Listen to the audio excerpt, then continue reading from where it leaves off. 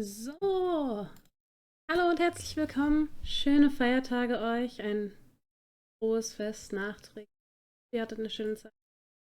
Hi Lukas, hi Ghost und hi Samael. Wie geht's euch so? Habt ihr die Feiertage gut überstanden? Erste wichtige Frage. Habt ihr die Feiertage gut überstanden?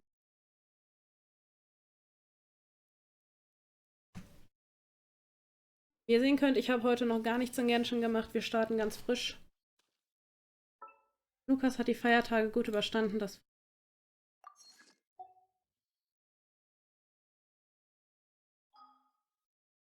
So will man das ja.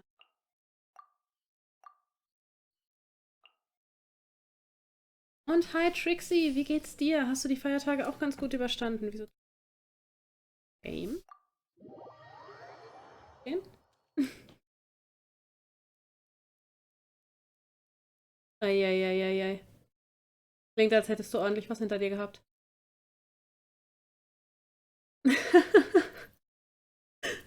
Ach, Samael.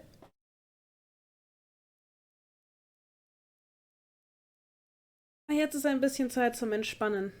Meine, so, wieder das Headset packen. Conny ist viel zu lang geworden. Weil sehe ich gar nichts mehr.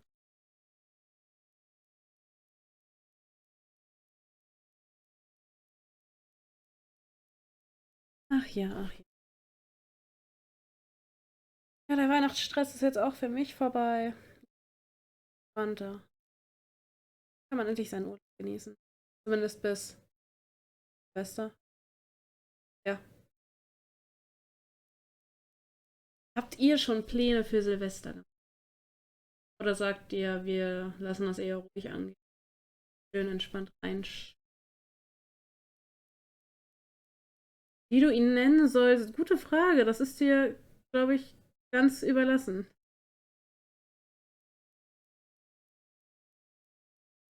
Man kann ihn. Ach ja, irgendwas habe ich damit gekriegt. Man kann ihn. Genshin, Hallöchen. Hast du wieder Problemchen mit mir? Das ist okay. Ich muss dich erst ansprechen, dann reagierst du wieder. Braves Genshin. Ah,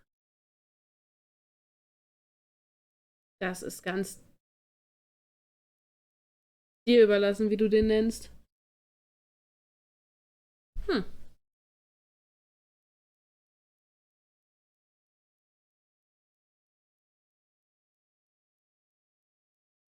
Ich bin mir nur nicht sicher, ob der Name dann beim Charakter angezeigt wird oder nur während der, ich sag mal, Sprech-Cutscenes. Aber bin ich noch nicht. Ich bin noch nicht mal in Inazuma. Aber wir ebnen heute den Weg bis nach Inazuma. So. Ich habe keinen Ton. Ton ist. Okay, mein Ton ist doch noch nicht.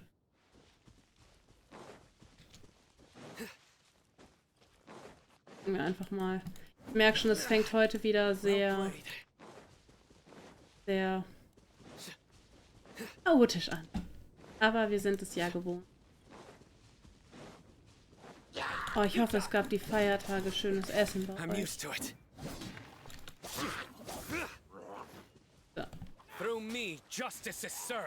Es ist ein bisschen komisch, wenn ich keinen Hintergrundton habe. Game? Hallo? Mein Internet hat mich heute gar nicht gern. Alles gut, ich mache heute ein paar Story-Quests, das heißt, ich werde keine große Hilfe brauchen. Das ist eigentlich dann mehr entspannt für euch, zuschauen, zuhören, was die Leute so zu sagen haben. Wir lernen die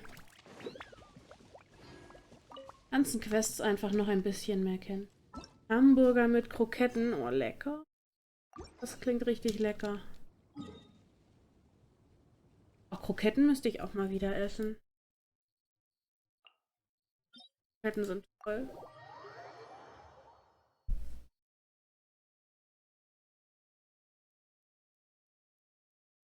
Generell viele Kartoffelgerichte. Kartoffelauflauf, Bratkartoffeln, Veggies,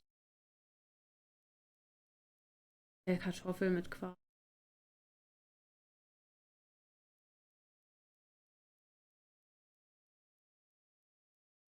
Hm.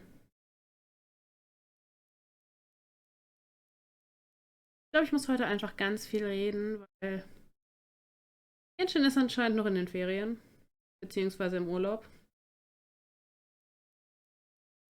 Oder einfach noch in den Feiertagen. Du schaffst das, Genshin. So stark und mächtig. Du hast es die letzten Tage auch sehr schön geschafft. Du packst das. Ich merke schon, ich muss Genshin heute etwas gut zusprechen. Das ist irgendwie noch so ein bisschen... Vielleicht ist mein Internet auch gerade einfach nie so nice. Einmal reinhauen. Das wäre eine dumme Idee. Ich glaube, ich verbrenne gleich einfach.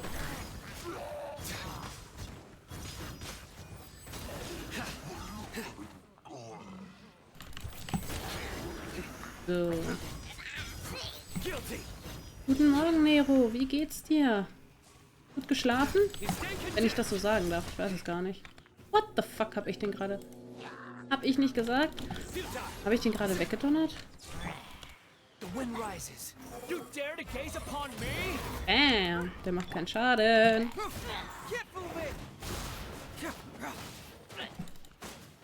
Warum haben alle meine Dudes so ein Nerb?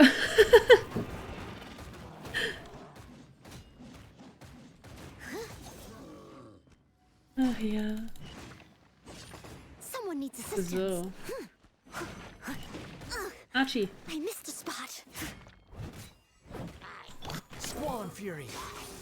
Ja, nee, das brauche ich mit dem gar nicht erst. Witzig. Foodkoma kickt anders rein. Ja, Foodkoma ist aber auch, glaube ich, mit eines der besten, was geht nach dem Essen. So. Your sins weigh upon your soul. Guilty.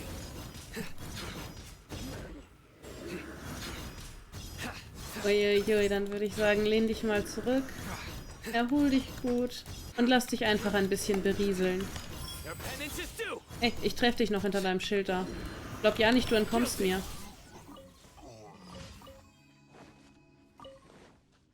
Ich bin so happy, wenn mein Hazo endlich weiter. Irgendwie geht mein Team. Ich hätte mir vielleicht vorher Gedanken machen sollen, was wen, wie und wo in mein Team. Oh, ich bin noch am Überlegen, ob ich Noelle einfach gegen Layla ersetze. Ich weiß es nicht. Oder ob ich einfach ein zweites Team aufmache fürs FS. I don't know. Ich weiß es nicht. Ich weiß Noelle Best Girl, aber hey, Layla auch Best Girl. Ah. So viele tolle Damen.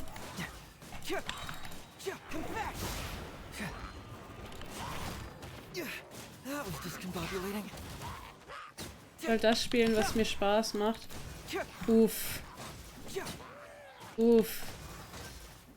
Dann will Genshin mein Pocket Money.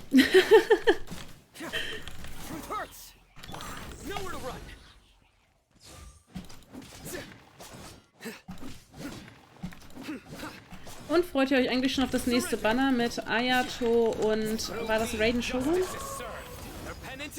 Holt einer von euch auf dem neuen Banner?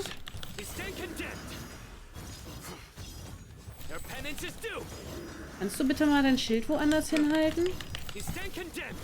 Mach keinen Schaden! Hey. Ich hab keine Ausdauer mehr. Habe ich Lags oder mache ich einfach keinen? Ich mache einfach keinen Schaden. Du gehst auf Raiden pullen? Na dann viel Erfolg beim Pullen. Möchtest du eine gewisse Constellation-Stufe erreichen oder generell einfach? Yauchi. Kein Genshin. Ah, okay, ja. Ja, auch nicht schlimm. Irgendwann ist überall mal so ein bisschen die Luft raus. Ah, sie einfach haben.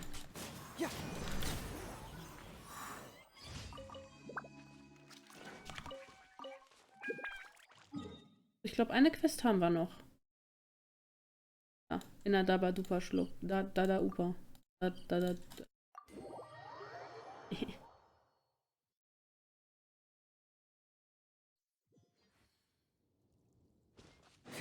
An sich ja, aber ich glaube, Layla heilt nicht. Ich habe schon meinen Bennett-Buff weggegeben, damit ich nur L behalten kann.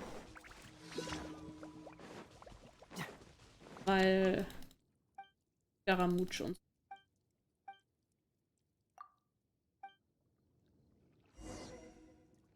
Wieso verlierst du deinen Schlüssel? Und wie hast du es ins Hillichul Camp geschafft, ohne Kratzer da wieder rauszukommen? Was ist falsch mit dir, Dude? Was hast du getan? Vor allem wie? Wie hast du es hier unbemerkt reingeschafft? Und vor allem, wie hast du es lebendig wieder rausgeschafft?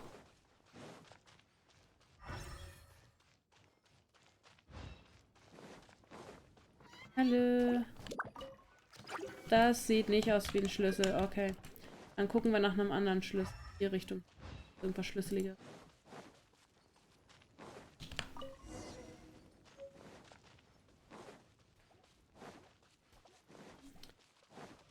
Emergency Food. Ich esse einfach Paimon auf. Ich müsste in dem Game, glaube ich, mal wieder kochen. Ich habe auch kaum noch. Ja, das sieht jetzt nicht nach großartig viel Essen aus. Ich glaube, ich werde einfach verhungern.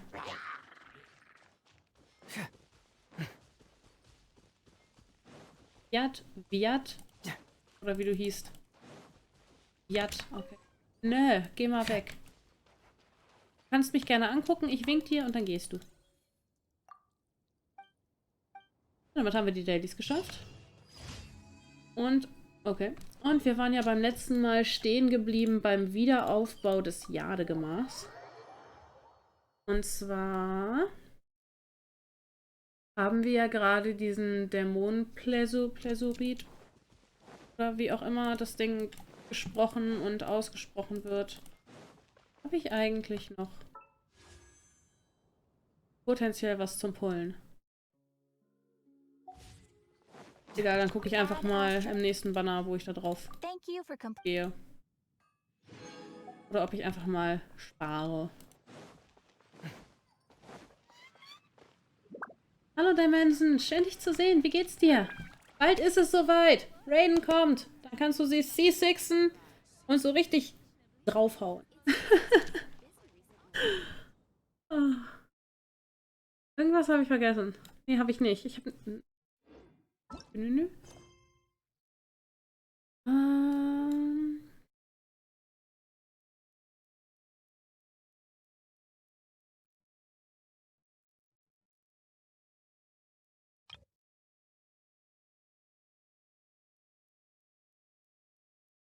Das ist die große Kluft. Die Weg nach... Das ist nach Inazuma. Was muss ich dafür machen? Wir werden uns wiedersehen. Aber wir waren gerade hier. Okay, wir machen das noch zu Ende, dann machen wir das unfreiwillige Opfer.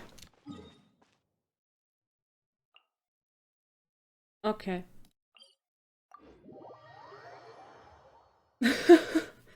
Oh Gott. Dann ist das quasi dein verspätetes Weihnachtsgeschenk an dich selbst.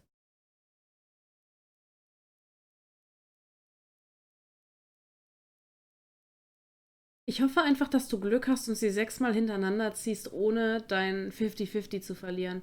Ich habe gehört, solche Zufälle soll es geben. Und ich würde dir definitiv ganz, ganz doll die Däumchen drücken, dass das auch funktioniert. Genshin, du darfst gerne weiterladen. Du bist wieder beim Elektrosiegel hängen geblieben. Weiter geht's mit dem Dendrosiegel. Vielleicht hilft dir das Arbeiten der Daten perfekt und jetzt sind wir schon bei... Ja. Uiuiui, die Baustelle ist ja gigantisch. Kann ich oben auf die Baustelle drauf oder falle ich vorher irgendwo? Oh Gott, Nero, das tut mir leid. Vielleicht kannst du ja bis dahin genug Primus sparen, um dir zumindest einen Save zu holen und bei dem anderen zu hoffen, dass es funktioniert irgendwie. Oh, guckt euch das mal an. Ich habe Angst, wenn ich da runterfalle, dass ich nie wieder rauskomme. Uh.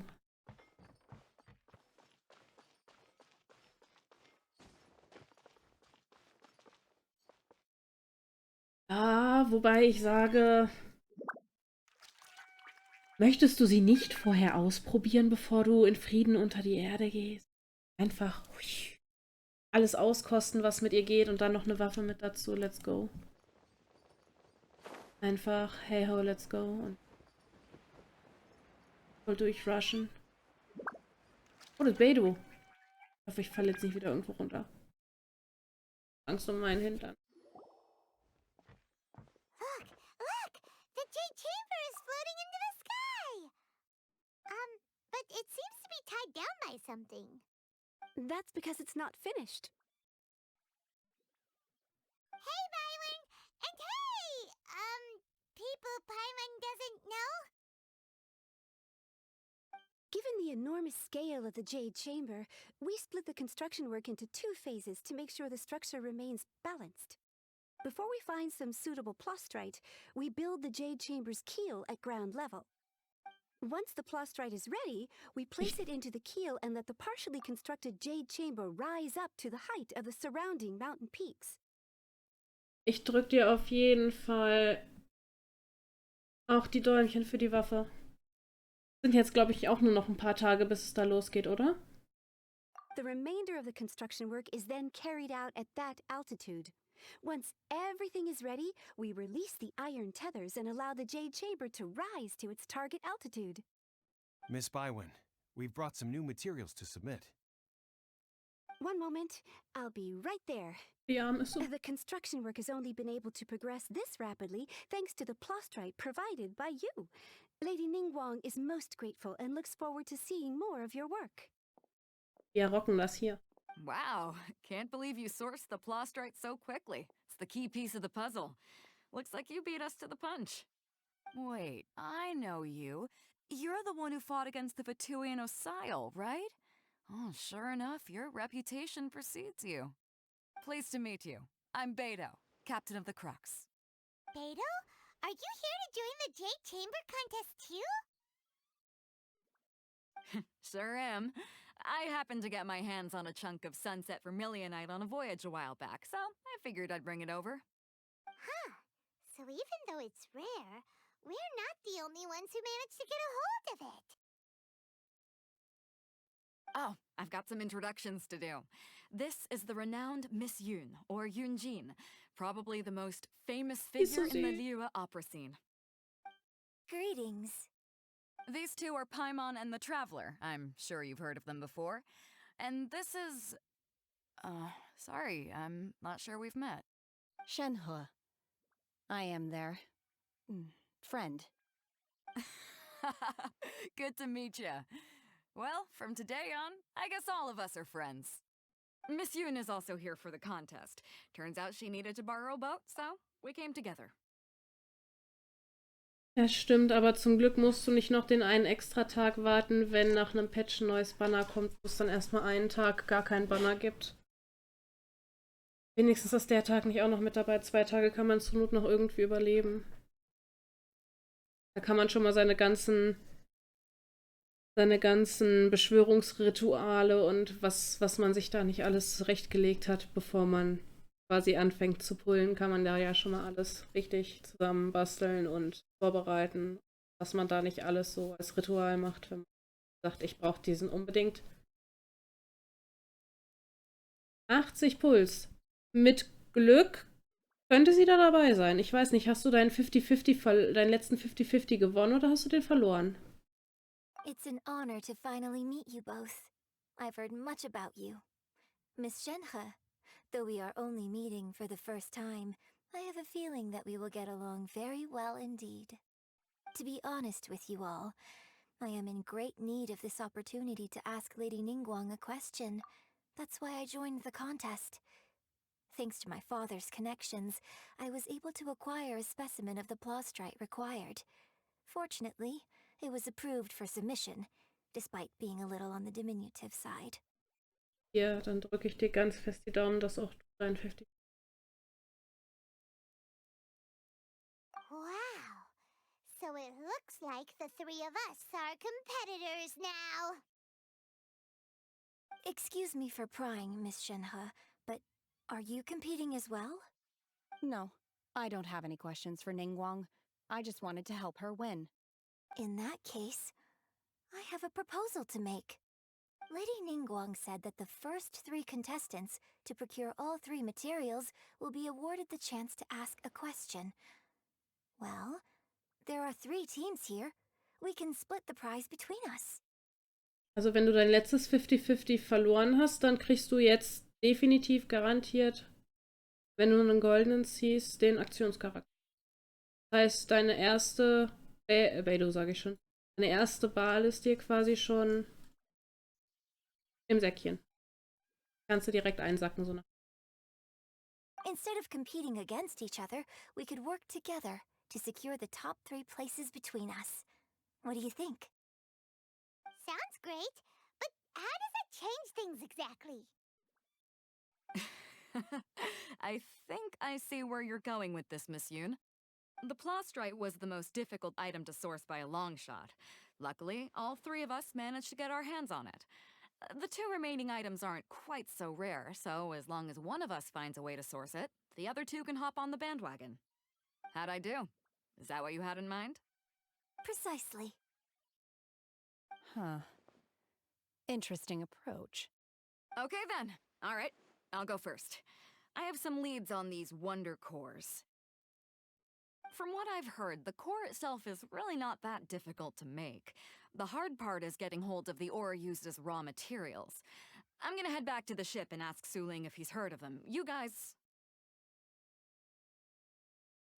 Ich habe höchsten Respekt vor Leuten, die mit dem Pullen warten können, bis der Charakter ins Banner kommt, den sie haben wollen, weil bei so einem Gacha-Game auf sowas warten zu können, ist halt echt hart. Oh mein Gott. We will head into town and seek advice from Master Zhang of Hanfeng's Ironmongers. Thoughts? Lass uns gemeinsam hingehen. Wonderful. We'll split into teams then, and whoever makes progress first brings all of us a step closer to victory. I'm gonna take off. See you later. Dann gibt's das ganze Gacha-Serotonin und Dopamin in einer gigantischen Puls-Session. Oh mein Gott. Das, was sich alle immer zwischendurch holen, gibt's dann in einer großen Puls-Session. Okay, let's go! By the way, what question are you gonna ask Ningguang, Yunjin? I'm looking for a venue to host the performance of our new opera. Lady Ningguang has excellent judgment, so I would like to hear her opinion. Ooh, what's the opera called? Paimon wants to go see it. The opera is a labor of love by my father. He wrote it based on a popular urban legend about an evil spirit and an adeptus. It's called The Divine Damsel of Devastation. Okay. Oh, nice. Du bist da echt sehr, sehr, sehr sparsam gewesen. Nicht nur mit den Primogems, sondern generell. Heftig. Ich hoffe echt, dass es bei dir nicht so krass in den Geldbeutel geht. My intuition tells me that something very interesting is about to happen. Ich hoffe echt, dass das human wird.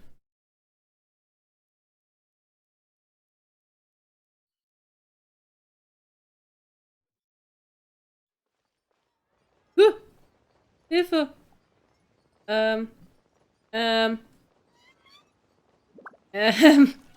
Das ist nicht der Ort, an den ich mich...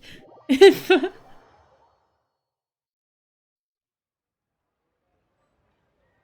Was?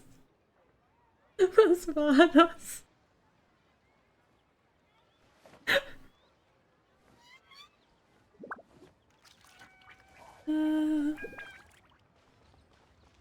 Kann mir jemand verraten, was das gerade war? Das neue Feature, sagt Nero.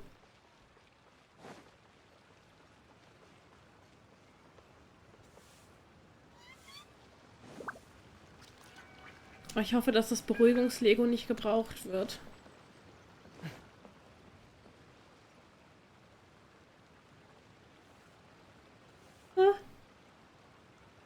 Bleib Nightbot, was hast du mit Caps Lock?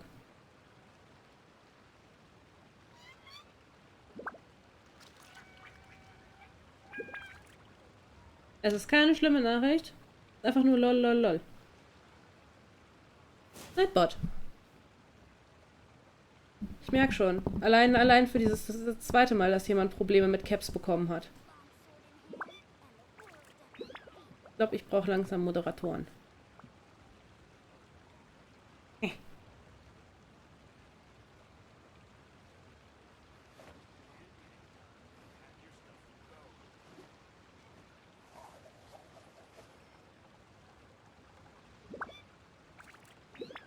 Das stimmt, im Kampf kann das teilweise echt einfach nur sehr uncool werden.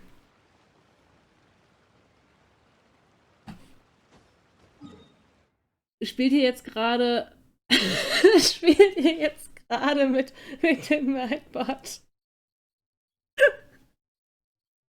Nightbot goes brrr.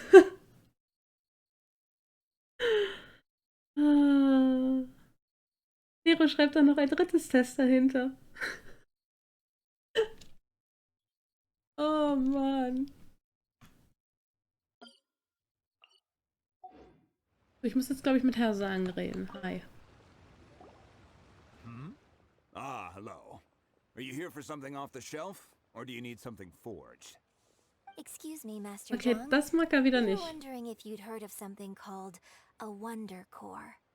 Of course I have. Sorry, who's asking? Ich finde es interessant, was Nightbot dazu sagt. Zu Ghost hat er gesagt, stop spamming caps.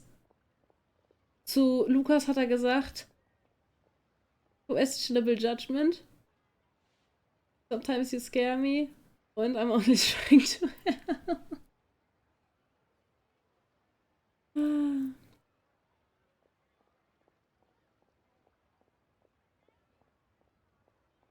Also wenn ihr sowas umgehen wollt, dann einfach nur 2 Worte mit Caps Lock und das dritte einfach ganz normal. Wir wissen, was gemeint sein wird. My name is Yunjin. Perhaps you don't know me, but I believe that you forged some weaponry for my father in the past, for stage use. Yunjin? Stage use? Oh, so you must be Miss Yoon. Sorry, my brain's finally caught up. It's not used to doing much beyond bashing a hammer all day. Everyone's heard of you, Miss Yoon. Even folks who don't make it to the opera all that often. Like myself. So, you're here to ask about Wonder Cores, huh? As it happens, I do know how to make them. Matter of fact, I made some for Lady Ningguang back when she was building the original Jade Chamber. Darf ich was sagen? Alle sind hier voll langweilig angezogen und dann gibt's ihn. Der sieht einfach super fancy aus. Was ist da falsch gelaufen? The types of ore needed to make Wonder Cores are a little hard to come by. Lady Ningguang supplied them herself last time. I don't suppose you've brought any yourselves? No? We were gonna ask you what kinds of ore we need. Sure. Well, you'll need 2 kinds. Star Splinter Iron and Subrosium. If I remember correctly, Lady Ningguang sourced her Star Splinter Iron from the Mount Tianheng area. They say it resonates with visions. Ooh. It could take some work, but if you stick with it, you'll find some eventually. As for the Subrosium, though, that's trickier. It's all but unheard of on the market. Wie sollen wir es dann finden? I'm really not sure. Sorry. What I've heard is that the people around Mount Tianheng have some sort of magic trick that can pinpoint the location of the stuff. Of course, it's probably just hearsay. If you want my advice, start by looking for Star Splinter Iron around Mount Tianheng. And if you run into any locals, ask them a few questions about Subrosium. Mount Tianheng. Interestingly enough, the story of the divine damsel of devastation also takes place on that mountain. I hear the view there is quite spectacular. A favorite destination of the Adepti, in fact. Perhaps it can give me some inspiration. Let's not delay. We should head straight there. Let's go. Let's go! So, bis wohin müssen wir? Perfekt, da können wir uns ja direkt hin teleportieren. Let's go! Ich muss irgendwann mal meine ganzen Weltquests. Ihr wollt meinen Questlog nicht sehen. Ich glaube, die meisten von euch rennen einfach schreiend weg, wenn sie meinen Questlog sehen.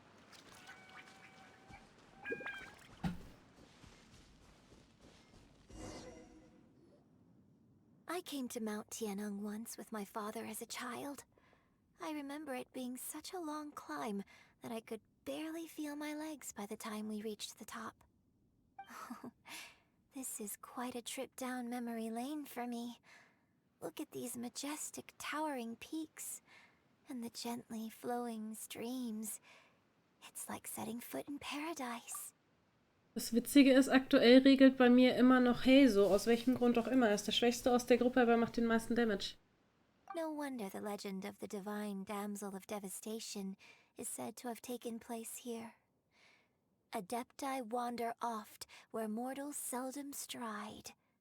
Indeed, this looks like a place that one might expect to be frequented by adepti.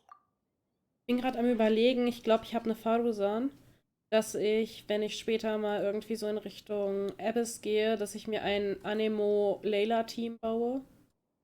Und ein, weiß ich noch nicht was, aber den Rest habe ich über Team. Oder sowas. The Divine Damsel of Devastation is your upcoming opera, right? And the story takes place in Mount Tianheng. Huh. Seems like you have a real connection with this place. Hallo Gufido, wie geht's dir? Schön, dass du reinschaust.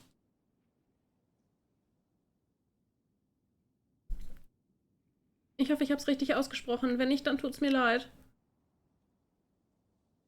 What's the story about, though? It's the story of a girl becoming a hero.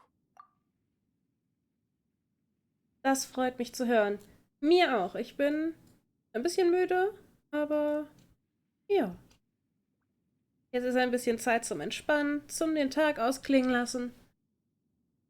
Und einfach mal die Seele baumeln lassen. Okay, dann habe ich deinen Namen nicht irgendwie falsch ausgesprochen und einmal total. Oh Mann. Cool. A hero story? They're Paimon's favorite. The legend first arose in this area. It is said that there used to be a prosperous village on the mountain. Weil, keine Ahnung, Heiso macht halt ordentlich Damage. Der Wanderer macht ordentlich Damage, wenn ich den Boy irgendwann mal weitermachen kann. Genauso wie Heiso, also irgendwie, ja, und Farusan sowieso.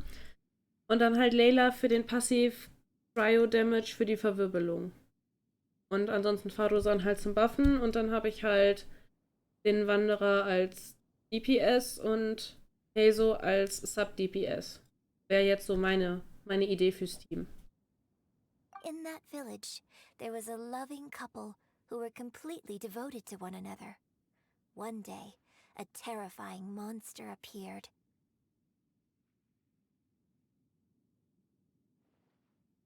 The wife was out collecting herbs and was captured by the monster. Her husband was so distraught at the news that it broke his spirit and drove him to madness. The vile and vicious monster told the villagers, "If you want to live, you must sacrifice a child to me." What a nasty piece of work. Paimon sure hopes this monster gets put in its place. But the monster was so terrible and so strong that all within the village were terrified of it. They had no choice but to give in to the monster's demand. Ja, kein Problem. Just while they were discussing whose child would be given over to the monster, a little girl suddenly stood up and came forward. Oh nein. Don't do it, little girl. Oh, Paimon ist voll drin in der Story. Unbeknownst to anybody else, she was concealing an exorcist's blade. She approached the monster's lair, feigning fear and trepidation. When she finally arrived, she courageously drew her sword and entered into a fierce struggle with the monster, from which she eventually emerged as the victor. Her extraordinary abilities drew the attention of the Adepti, and they took her as one of their own. Her story became the stuff of legends. But alas, The paths of mortals and adepti seldom cross, and she would never again re-enter the mortal world. Yes, in 2 Tagen ist endlich das neue Banner da. Siehst du für einen der beiden? Für Ayato oder für Raiden? And so, destined to grace the mortal realm for but a brief moment, she vanished like a wisp of smoke into thin air. Und dann auf... That's how the opera ends. Dann auf jeden Fall viel, viel Glück. Ich drück dir die Däumchen. 5 Puls, das sollte ja an sich mit dem aktuellen Event, glaube ich, relativ gut gehen. Da kriegt man ja auch ordentlich Primos, wenn ich mich recht erinnere. Und dann noch mit diesen ganzen Kartenspielen und allem drum und... I really like this story. But I personally think that perhaps the little girl was not as brave as the opera makes her out to be. I'm not sure she deserves all the praise she is given. Dankeschön, mal gucken. Ich werde wahrscheinlich dann wieder je nach Laune einfach mal ausprobieren und gucken, was passiert, so wie es bisher immer war. Ich glaube, der einzige, für den ich gewollt gepult habe, war so, oh, Sino, den würde ich gerne haben. Und der Rest war so, ja, lass mal schauen, was passiert. I've never considered that before. Opera is always an interpretation of the events it purports to portray. A certain degree of deviation from the truth is always inevitable. When my father wrote the script for this play, I suppose his intention was to inspire his audience with the character of the divine damsel. I think it's a great story. The ideal story. Well, it sure inspired Paimon! Let's go get ourselves some Star Splinter Iron! Yeah! Vielen Dank für deinen Follow, Gefiede. Vielen, vielen Dank.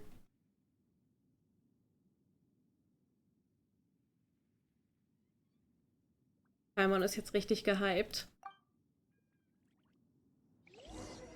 Ja, dann gehen wir mal unser komisches Erz suchen. Wo ist unser Erz? Da oben. Hallo. Erzi? Hi. Hi. Hi. Doch kein Hi. Oh, danke, Nero. Ja, warte mal, habe ich sie jetzt offiziell anerkannt? Weil, wo ich vorhin geguckt habe, ich glaube, die Person für 50 ist mir vor... Lass mich mal. Ist mir vor 4 Tagen gefollowt und Twitch ist halt so, weiß ich nicht. Twitch mag mich nicht. Ich hoffe, Twitch wird es jetzt erkennen. Und ich hoffe, es wird anerkannt. Das war ja die letzten Wochen immer so ein Hin und Her. Irgendwas muss ich machen. Ich habe vergessen, was. Ich muss meinen Kopf benutzen. Vielleicht. Blink mich an, wenn du mich siehst, Erz. Ich blink zurück. Erz. Es soll ja auf eine Vision reagieren. Ich habe eine Vision. Und so aufgeregt bin ich. Das heißt, offiziell funktioniert es jetzt. Dann danke. Oh mein Gott. Ich glaube, ich habe es gefunden. Geräusche, hört ihr das? War 1.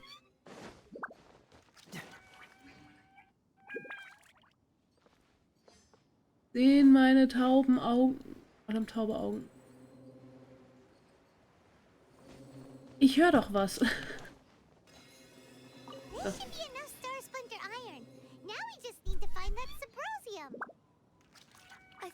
Oh, ich danke euch so sehr, Leute. Vor allem jetzt. Danke, Yunjin. Vor allem jetzt sind gerade so viel da. Leute, ich wollte euch mal was sagen, vor allem, weil ich jetzt schon seit ein paar Tagen auf, ich sag mal, minimal 50 rumgurke. Ohne euch wäre das gar nicht möglich gewesen. Ihr seid diejenigen, die jedes Mal zu den Streams wiederkommen, sich die Zeit nehmen, sich das hier mit angucken und nicht einfach nur followen, sondern auch aktiv dabei seid. Ihr wisst gar nicht, wie dankbar ich euch da bin. Wir stehen hier mit dem ganzen Druck dank euch.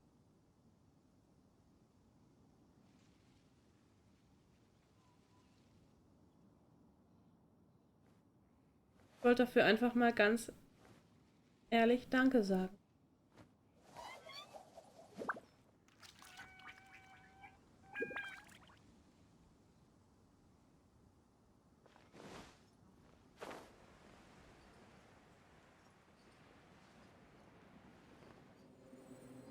Ich bin echt nicht gut in solchen Reden. Ich weiß nie, was ich sagen soll. Warum?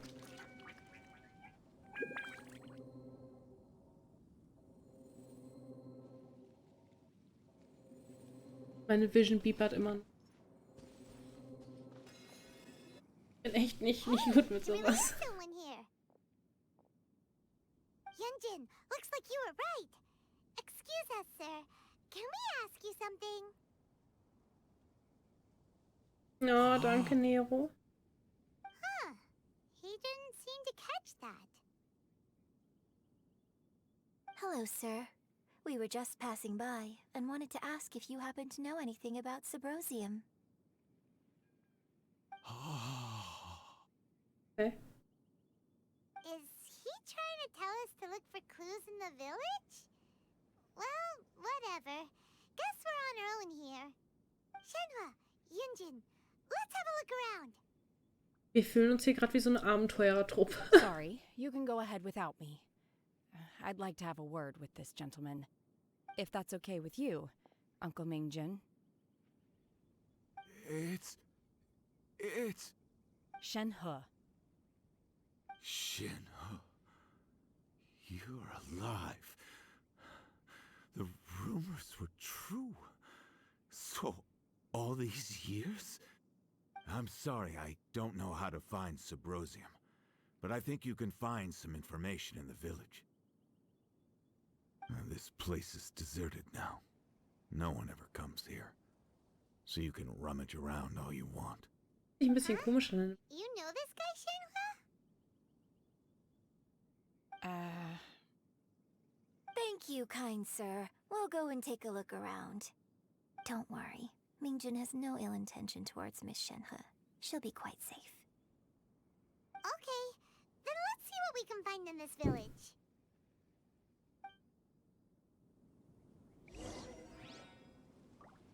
Jo, dann gucken wir mal. Wir nehmen ordnungsgemäß die Treppen. Ich sehe hier schon das erste Leuchten. Hallo? What's this? Der Arzt hat gesagt, du seist schwer krank. Mach dir keine Sorgen, ich werde alles geben, was ich habe, um dich zu retten. Mein Herz tut weh, wenn ich sehe, wie du immer erschöpfter wirst und deine Krankheit nicht mehr zu behandeln ist. Wie sehr wünschte ich könnte den Schmerz für dich ertragen. Du hast gesagt, dass du in diesem Leben nichts bereust und dass du dir nur wünschst, dass ich mich gut um Shenhe kümmere. Aber wenn du nichts bereust, warum die Tränen? Ich weiß nicht, was ich in letzter Zeit getan habe. Obwohl ich noch atme, fühle ich mich komplett ausgelaugt. Ich habe alle alten Texte gelesen, die ich in die Finger bekommen konnte, um nach Wegen zu suchen, dich zu retten. Aber es ist völlig sinnlos. Endlich habe ich es gefunden. Es war Mingjun. Er hatte das Buch, das dich retten konnte, versteckt gehalten. Ich nahm es und folgte den Anweisungen, um einen Gott zu beschwören und ein Opfer darzubringen. Der Gott erschien. Ich sagte ihm, dass ich bereit sei, mein Leben gegen deines zu tauschen. Er schwieg und zeigte nur auf unsere Tochter. Der Gott sagte, ihr Schicksal sei es, den Fluch des Unheils zu tragen und dass sie dazu neige, denen, die ihr nahestehen, Schaden zuzufügen. Der Gott sagte auch, dass sie vielleicht sogar die Ursache für deinen Tod war. Da es nun einmal so war, dachte ich, sollte.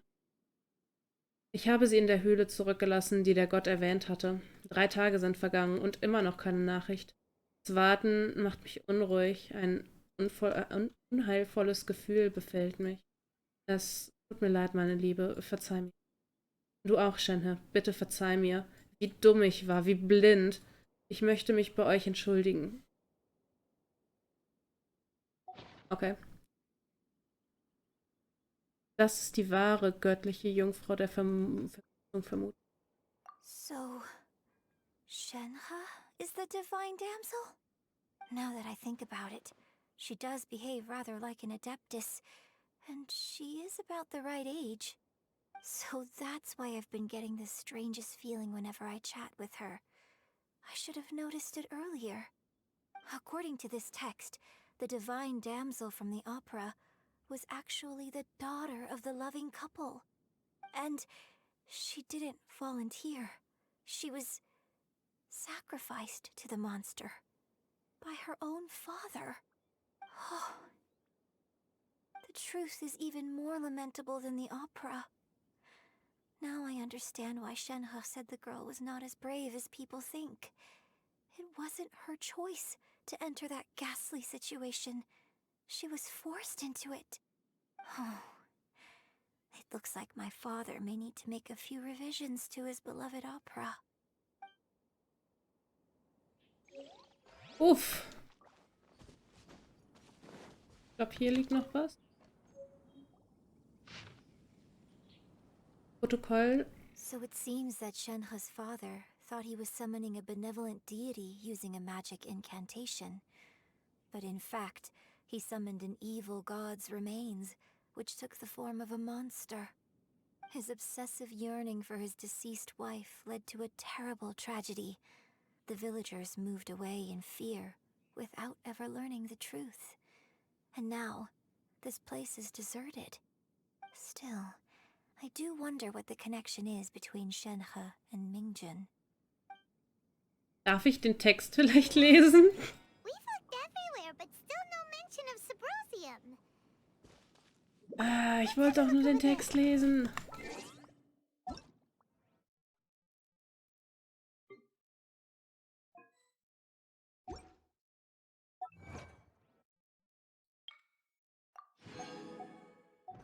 So, für alle, die den lesen wollen, das könnt ihr später nochmal in einem Wort machen. Gemacht. Hä? Liegt hier noch ein Text? Hallo? Nee, ich muss ein...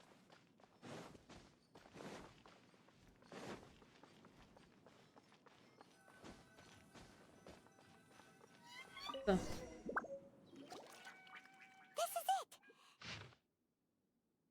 Verschiedenes über Steine und Felsen. Warum macht ihr im Hintergrund... And we'll find us some Sabrosium. Let's go back and tell Shenhe the news. Game. So funktioniert das nicht. Ich würde das gerne vorlesen. One year when I was back visiting, I heard a story about a white-haired adeptus from a merchant passing by. I never imagined it was you. I was a very close friend of your father's. I could have stopped him from performing the summoning ritual. I had plenty of chances, but I couldn't bring myself to stand up to him.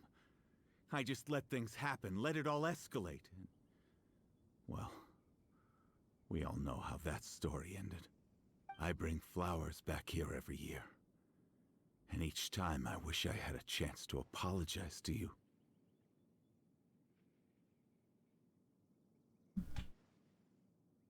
Apologize for what? If you'd stopped him, he'd only have found another way.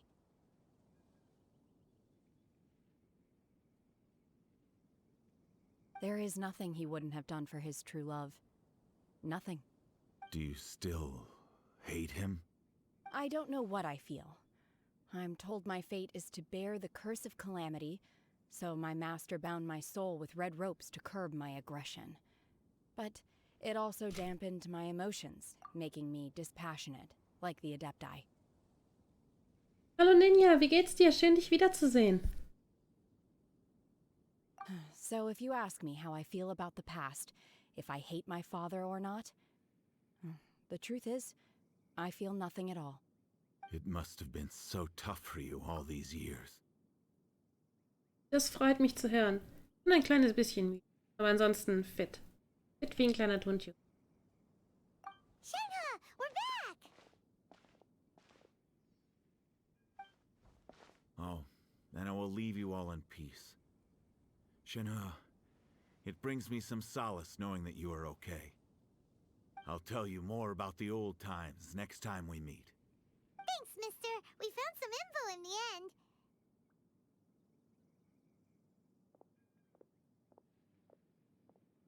Shenhua, look. This tells us how to find Subrosium. All we gotta do is go to the middle of that lake. Let's go then. Okay, gehen wir in die Mitte des Sees. Let's go. Miss Shenhe, there's something I'd like to talk to you about. Just now, in the village, we found your father's diary. It turns out that many of the details in the Divine Damsel of Devastation are not true to the facts.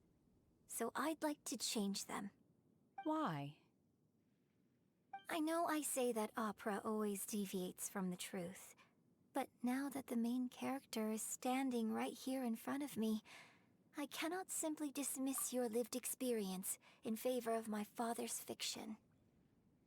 Ich habe die Quest dazu noch gar nicht gemacht.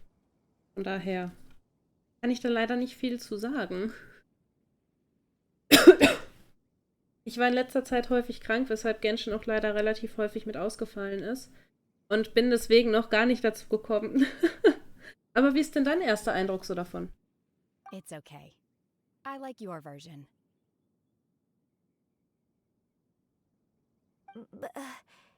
Huh? My master once said that the day I learn how to use my strength for the good of others is the day that I can truly become part of human society. Yu-Gi-Oh! Wish. I Oh hope Gott. that one day I might be brave enough to stand up and protect others, just like the girl in the opera. But I've never thought this way before, and I wonder whether I will continue to think in this way. Don't worry. I believe you will.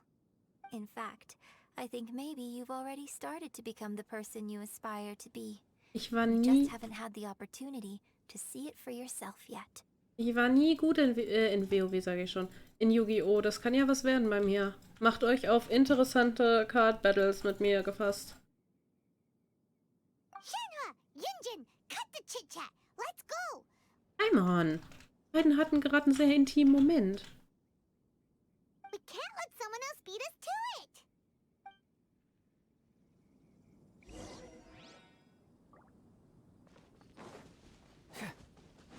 Aber auf einer lustigen Art und Weise.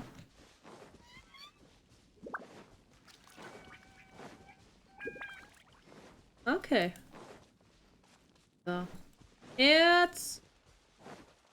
Hat jemand ein Erz für mich? Ich ertrinke. Ich ertrinke. Hilfe.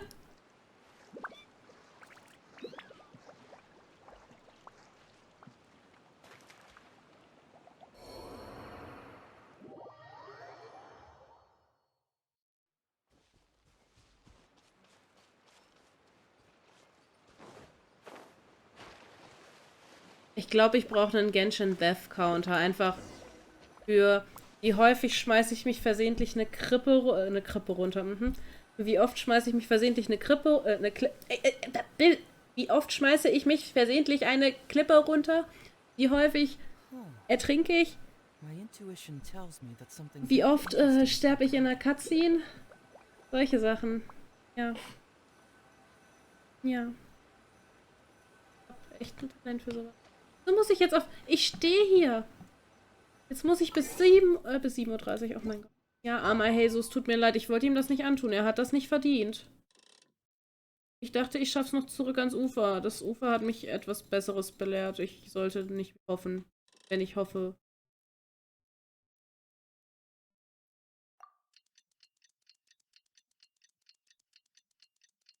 Ja, bald, bald. Sobald das mit dem Affiliate und allem klar ist, kriegt ihr Sounds, kriegt ihr Emojis, die wir zusammen machen können, weil mein Tablet ist angekommen. Das heißt, ich kann dann quasi meine Follower-Emotes mit euch zusammen on-Stream in einem Art-Stream machen.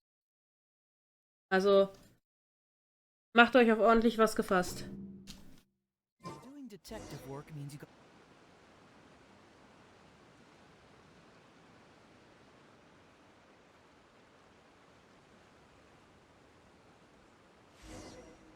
Wow. Ja, den muss ich auch noch ein bisschen machen. Ich bin da leider nicht so technisch bewandert. Ich bin froh, wenn ich weiß, wie mein PC angeht.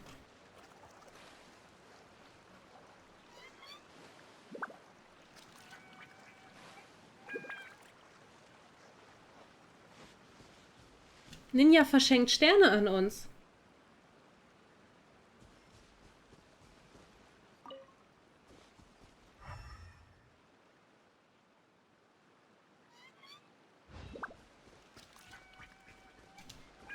Ach, da, hi.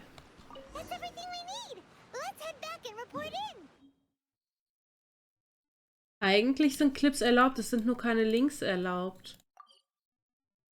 Wenn du Clips posten möchtest, dann kannst du die gerne im Discord-Server posten. Ich glaube, dass ihm...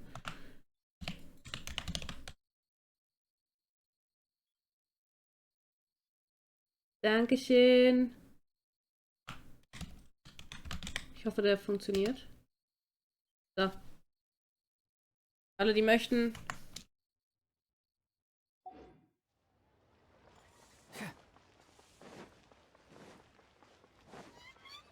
Da gibt es auch immer Up-to-Date-News, ansonsten... Okay, da habe ich vielleicht noch keinen Link zu erstellt. Ha, ansonsten sieht man die in der Beschreibung. Es gibt noch so viel, was ich machen muss. Oh mein Gott, nein, ich renne in die nächste Quest rein. Oh, yes, yes. They have the audacity to go after anything. The 7 dragons, gods. No ancient artifact that relates can escape their greedy ambitions. Still, this time is different. Who do they think they are, going after the Abyss Order's treasures? Oh, Traveler, it's you. Kannst du das auch noch ein bisschen pessimistischer sagen, Madame? Do you have a commission you need to post? Hello. We were just discussing the treasure hoarders. Yes.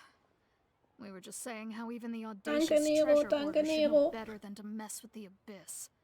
It's just too evil. But we recently received intel from the Ministry of Civil Affairs that 2 big-time treasure hoarders in Liyue and Mondstadt are planning some big joint operation. 2 big-time treasure hoarders? Yes. They're known as Big Sis of the South and Raptor of the North. Oh, Raptor! Paimon remembers he tried to run away from Amber in Mondstadt. But who is Big Sis of the South?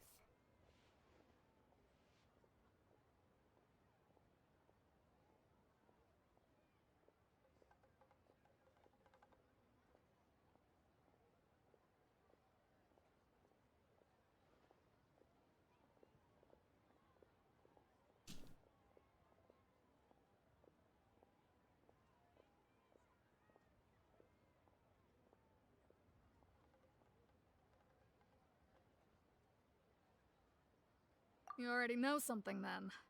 I guess you must have crossed paths with the treasure hoarders many times before. You are correct. She's the head of the treasure hoarders in Liyue. As I understand it, the treasure hoarders all call her boss. Some say that the god of thieves even bestowed a gift upon her for her exploits, making her Big Sis of the gods. But that's probably just a wild rumor. Anyway, the treasure hoarders discovered some previously unexplored ruins that the Abyss Order has been secretly guarding in the shadows. Despite how dangerous that makes it, all the treasure hoarders can think about is what kinds of treasure could be inside. Ich muss, glaube ich, nochmal alles ein bisschen überarbeiten, weil irgendwann hat das mal funktioniert mit allem drum und ich glaube, da ist irgendwas Eigentlich hatte ich den auf nicht ablaufen gestellt. Dankeschön. They have already devised a plan. They will send out a decoy to divert the Abyss Order's forces away from the ruins, then send an expert thief inside to steal the treasure. Ich freue mich über jeden Clip, den ihr erstellt. To this end, Big Sis and Raptor have reportedly recruited a certain Grand Thief from Fontaine. Grand Thief? That's quite an impressive sounding title. Oh, indeed. He is an extraordinary individual. The Grand Thief is highly respected in the treasure hoarders, in the same way that we adventurers look up to great adventurers. Genau, wie der große Abenteuer-Stan. Ah, you met the living legend himself while you were in Mondstadt. Correct. The Grand Thief is someone just as renowned as him. So, despite being relative big-timers in Liyue and Mondstadt, Big Sis and Raptor had to put in a lot of work to convince a thief of his status to come and personally oversee this operation. Definitiv. Und ich werde auch mal gucken, dass ich bis zum Ende des Jahres so ein schönes so ein schönes Gesamtvideo von all den Clips, die hier auf dem Channel dieses Jahr erstellt wurden, zusammenschneide, dass man sich mal angucken kann, was den verschiedenen Leuten so über die ganze Streamzeit bisher hier so gefallen hat. Da sind lustige Sachen dabei, da sind schöne Sachen dabei, interessante Sachen. Das ist, glaube ich, für jeden was ein bisschen. Das ist auch noch alte von vor 2 Jahren. Das ist schön. Ist auch interessant, mal zu sehen, was man in 2 Jahren vor allem auch so alles geschafft hat, was sich verändert hat, was sich so getan hat. Ob man sich noch daran erinnert, wann der Clip passiert ist. Clips sind echt was Schönes. With the major changes in Liyue recently, the Ministry of Civil Affairs and the Millelith already have their hands full. They don't have any time to investigate rumors about treasure hoarder activity. But anything related to the Abyss makes me feel like there is some unknown danger lurking beneath the surface. So I decided to come to the Adventurers Guild to post a commission. Naja, wenn ich schon mal hier bin. Leave this commission to us. Oh, thank you so much. Good to see this in the hands of a reliable guild member. Well then, good luck. The guild will take care of the details of this commission.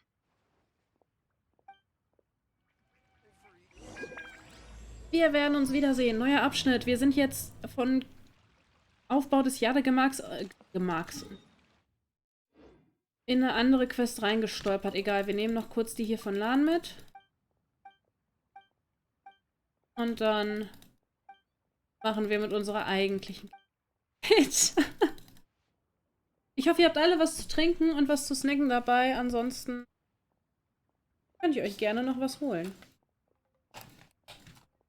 Immer genug trinken. Wenn ich das jetzt schon mal sage, kann ich auch selbst ein bisschen was trinken.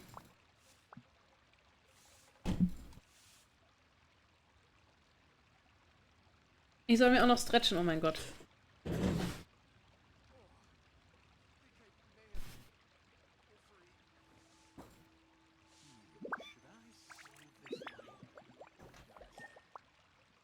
Ich glaube, ich werde alt. Bin alt. 1800, ey. 2000 bin ich Oma. Kein Spaß. 2000 ist noch jung. My intuition tells me that something very interesting is about to happen. Ah, okay. Aber das ist auch ein interessanter Anfang fürs Streaming.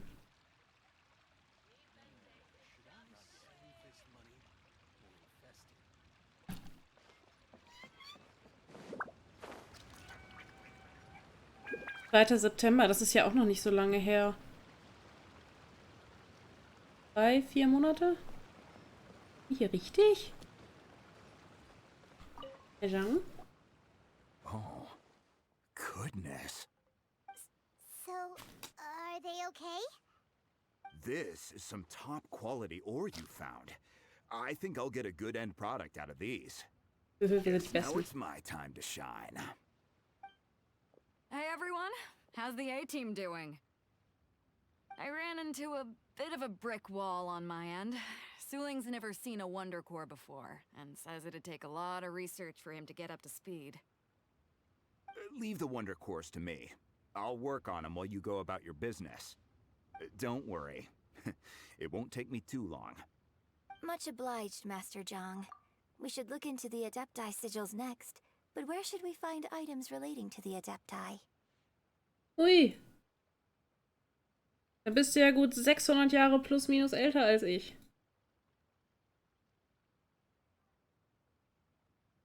Erzähl mal, knackt der Rücken dann immer noch so doll? Oh. Oder liegt das einfach an?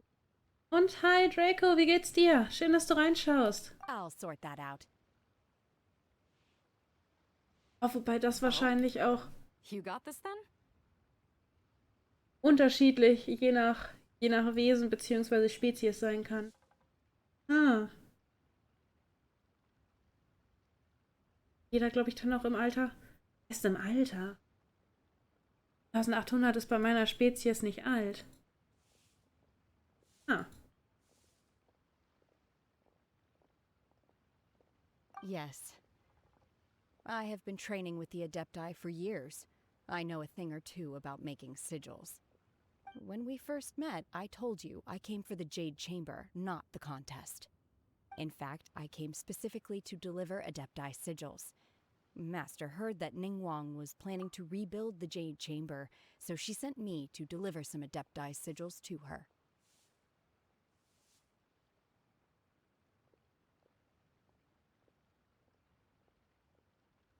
2415 ist auch jung für deine Art. Okay, dann ist ja, was Alter angeht, bei unseren Spezies nicht so ein großer Unterschied. Das damit noch als relativ jung gilt.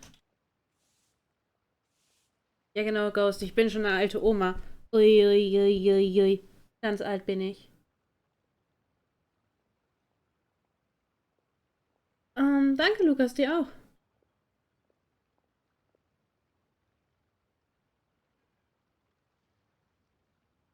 Master also said she hoped that I can take this opportunity to rejoin human society.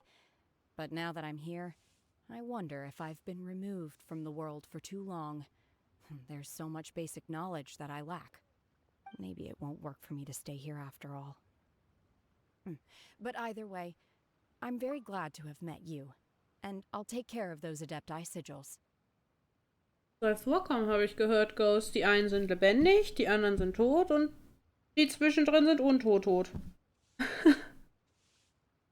Da gibt's was in alle Richtungen. Ich weiß gar nicht, ob es noch was außerhalb dieser 3 Dinger gibt. Immer interessant.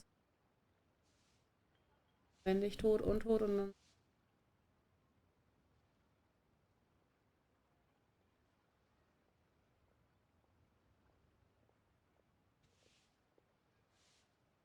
Uiuiui. Du bist auch schon einen Monat mit dabei. Nice. Without knowing the ins and outs of your situation, I can't say whether you should stay or not. But now that our paths have crossed, we'll always have a connection. So if you're ever feeling down, come find me on my ship. Aha, There'll be Nero. a drink waiting for you.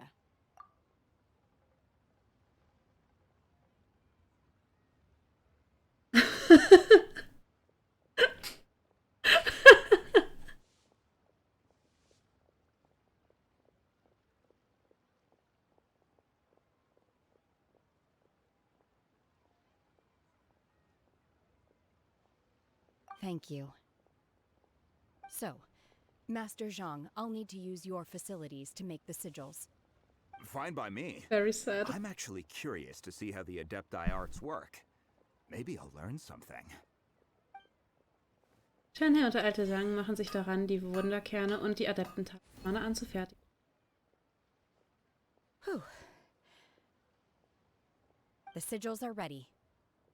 Though they are in some respects inferior to my master's, I can assure you there will be no quality issues. I've finished forging the things you asked for, too. Great! Let's go submit them before someone else gets there ahead of us. Paimon ist echt Feuer und Flamme für den ganzen Wettbewerb. Die ist voll dabei. Leute, legt euch niemals mit Paimon an. Paimon ist die Person, die mit Ellbogen und Körpereinsatz dabei ist. Oh mein Gott, guckt euch mal an, wie hübsch das ist. Ob ich da rein kann, wenn ich von hier oben drauf fliege? Da rein kann? Ob ich da rein kann? Diesmal stürze ich aber nicht ab. Und ertrinke auch nicht. Ich ertrinke diesmal nicht.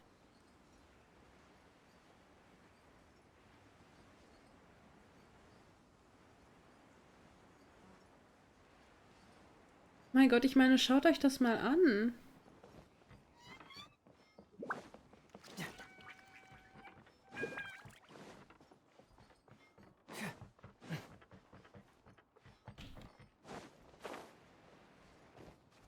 Da wollte ich... Hallo? Ich bin jetzt euer neues Aushängeschild. Hallo? Hey, so, ich bin euer Aushängeschild. Da. Ich bin jetzt das neue Logo.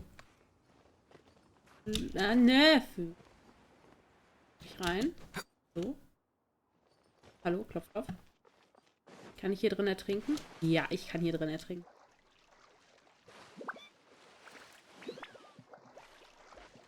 Ich dachte, gut schon, ich komme nicht mehr raus. Hallo. Leute, wo muss ich hin? Hallo?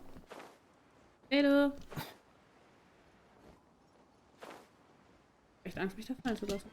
Na, Lebe? Ningguang's little secretary! We found all the materials! Oh, already? All three of you found them together. Okay, I see. The Wonder Cores and Adepti Sigils look good. It seems that we found our winners. Raven hat alle Wettbewerbsteilnehmer I hereby hergeführt. announce that the winners of this material procurement contest are the Traveler, Yunjin, and Beidou. What? It's over already? I haven't even found the prostrate yet. I can't believe it. So close, but so far. I'd like to invite our three winners to please proceed to the Jade Chamber, where Lady Ningguang is waiting for you. Huh? Where's Beidou? She was right here! Captain Beidou has some business to attend to. She will join later. Please come with me for now. Alright then, guess we'll head on up to the Jade Chamber first. Wir klettern jetzt die It's been Seile a hoch. long time coming. The last time we went up to the Jade Chamber was ages ago. Allerdings, ich glaube 3, 4, 5 Wochen. Oder länger, maybe? Jahre gemacht, wiederhergestellt. Yes. Wunder der Welt. Ningguang. Combine the Adepti Sigils with the Wonder Cores and insert them into the Jade Chamber's control compartment. The construction of the new Jade Chamber is now officially complete. Once the tethers are released, it will soar into the sky. Thank you all for your work. Now it is time for me to fulfill my promise. Yeah!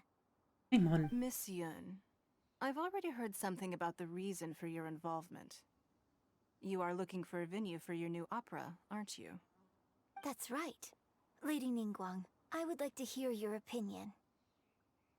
The unveiling of Miss Yun's grand new opera surely requires a venue of equal grandeur. So what would you say if I proposed that we stage your first performance right here, in the newly built Jade Chamber? The Jade Chamber offers a splendid panoramic view of the mountains and the bustling city. It is fitting for the finest performance to be hosted in the heavens. I can think of no better stage for you than here, Miss Yun. Thank you, Lady Ningguang. Then I will prepare my props and other articles shortly. Please allow me to bring all these aboard the Jade Chamber. You're quite welcome. It's truly what a good opera deserves. A traveler, Shenhe, Paimon, I'll be leaving now. Do come and see my play when the time comes. Da ist jemand aufgeregt. Ja. You're next. What is your question? I should clarify. I do not know your brother's whereabouts. Please, don't waste your question on this matter. Wow, you're a mind reader, Ningguang. Oh well, guess Paimon will ask a question then. Oh God, Paimon, please. Managing a successful business is not as simple as you might think. Capital, connections, sensitivity to the trends, and instinct for what is a good opportunity. All of these traits are crucial. If you want to know how to make money, I will honor our agreement and give you an answer. But that is not to say that it will work for you. Wow, Paimon hadn't even asked the question yet. Your question was written all over your face. Now look, you helped me rebuild the Jade Chamber, and I intend to repay you handsomely for it. So I promise you that should you one day require financial assistance, you may seek employment here. I will pay you at the highest rate of remuneration. Oh, great! So next time we run out of Mora, we just need to come to Ningguang? No more questions from us. Shenhe, you got a question? Me? Yes, this is a group effort. Ich will ja nichts sagen, aber ich habe nach dieser Quest ein großes Bedürfnis für Shenhe zu pullen. Thank you. But I don't have anything to ask. Are you sure? This is a once-in-a-lifetime opportunity. I'd urge you not to squander it. Yeah, just don't waste it. Hold on a second. Paimon can probably think of another one.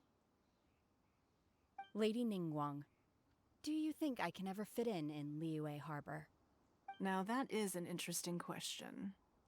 Liyue Harbor is very inclusive. As long as you respect the rules here, you will not be turned away.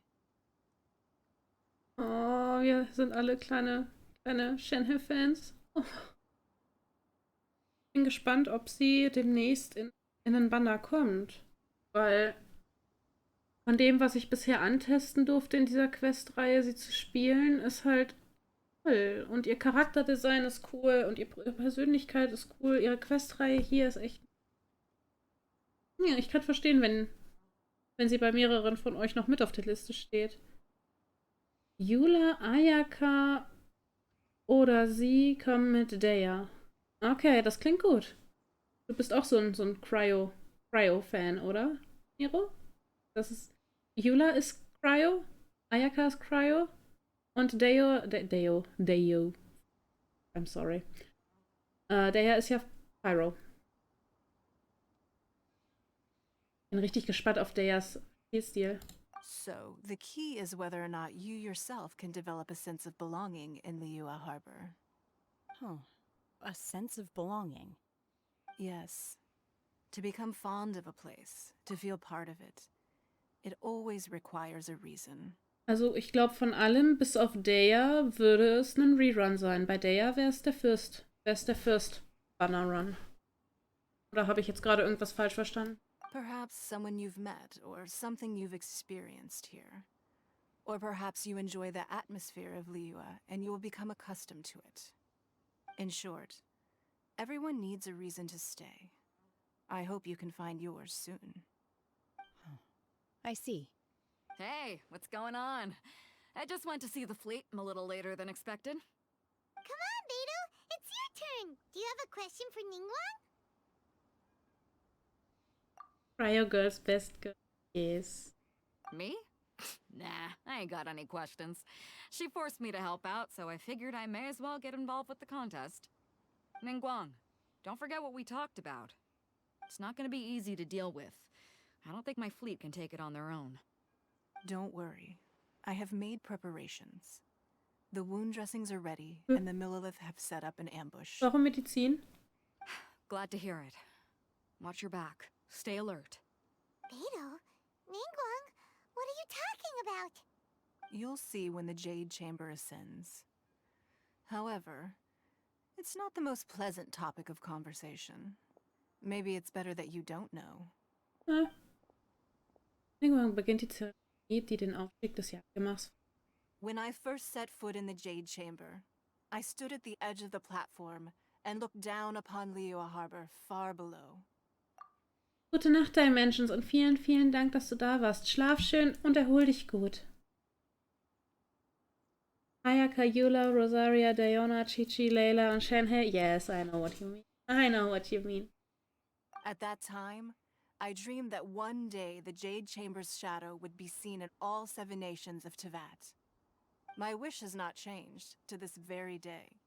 However, it is not only out of consideration for myself that I have built the Jade Chamber anew at this Und ich drück dir alles an Däumchen, was ich habe, für deine Puls die nächsten Tage, falls wir uns vorher nicht nochmal irgendwie lesen oder so. Drück dir ganz fest die Däumchen. Ach ja, Ganyu gab's ja auch noch. I hope the Jade Chamber will always float in the skies above Liyue Harbor, bearing witness to the prosperity and peace of the human world. And I hope that you can all witness it with me. Let the Ascension ceremony commence! Let's go.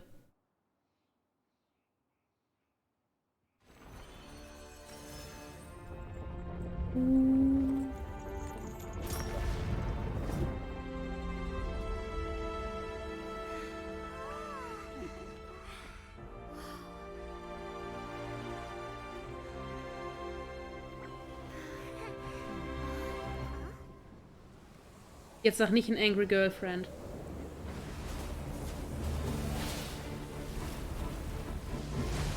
Ein Angry Girlfriend. Oder eine Angry Waifu. Bin mir nicht ganz sicher.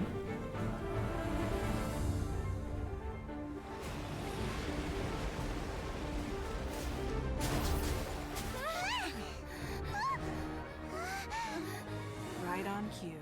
The Avenger of the Vortex, Beisht. Who is that? Osial's wife. Final follower of the Overlord of the Vortex. Sounds like you knew this was coming. Beto sensed something was stirring in the deep. She warned me months ago. Knowing she harbors hatred toward the Jade Chamber, I chose to rebuild it now as a way of drawing her out. Got it. Well, let's go fetch the Adepta. No. Huh? In this human age, the people of Liyue must find a way to overcome this crisis on our strength alone!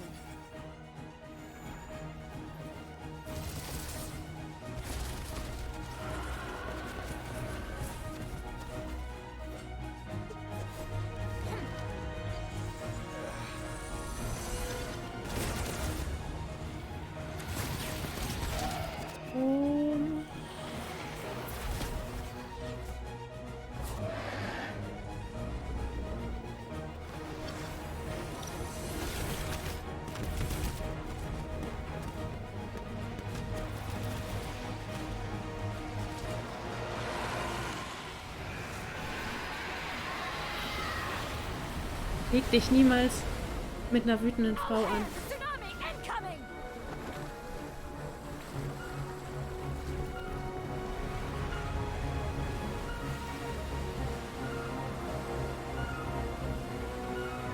What's that? Wait! A giant wave!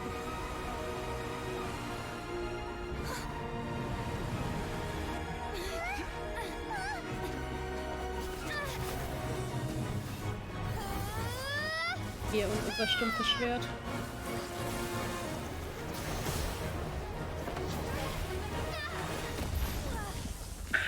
Oh. Oh, Schenhe.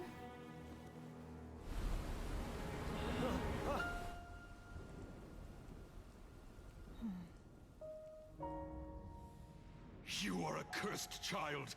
Your life brings nothing but disaster to us all. At least if you die, I can bring her back. The day you learn how to use your strength for the good of others is the day that you can truly become part of human society.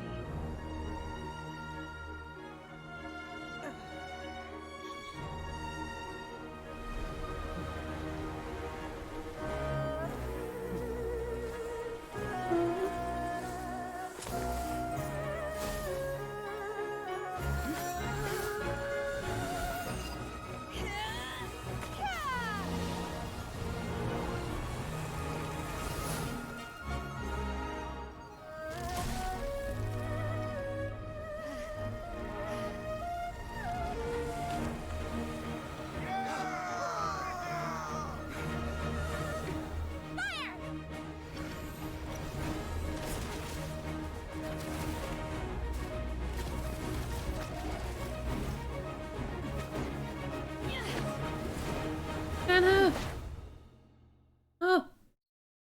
Oh mein Gott, warum ist diese Cutscene so episch?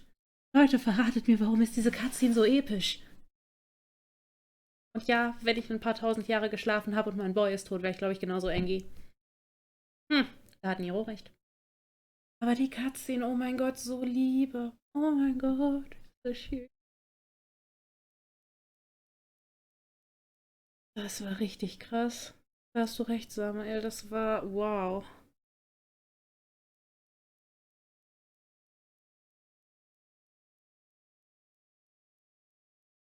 Ja, verständlich, das ist doch einfach Wow. Also, ich bin gerade so ein bisschen sprachlos. What are you doing here? We can't let you be the only one taking this risk! I hardly see this as a great risk. The people of Liyue Harbor are well prepared, and she is already badly injured. Only sheer willpower is keeping her alive. I may be nearing the end of my stamina, but in a fight to the death, I think I have the upper hand.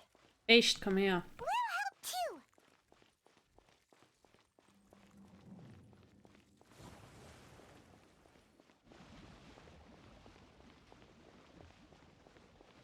Ich finde das Getappe von den Füßen gerade mega. Oh nein. Unleash! Manifest! Haut mich nicht, haut mich nicht. Hey! Au! Für extra Kloppe habe ich nicht bezahlt. Nein, komm mit dem Kopf zurück. Nö, gib den wieder her.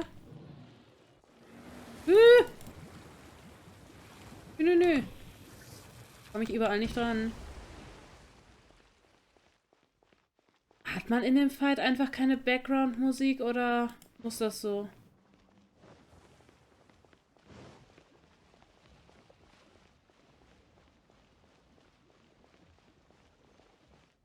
Irgendwie fehlt mir gerade so ein bisschen die musikalische Begleitung.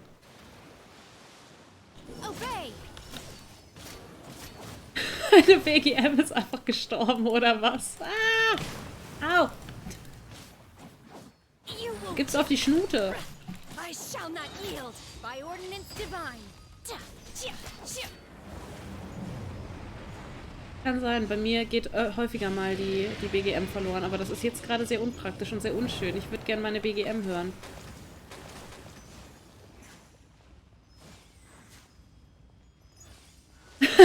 Danke, Nero, das ist eine gute Idee. Komm mal her.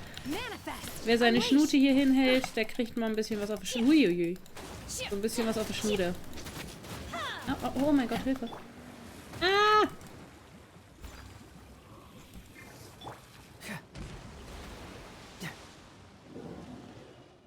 Ich fühle mich gerade nicht ganz sicher hier.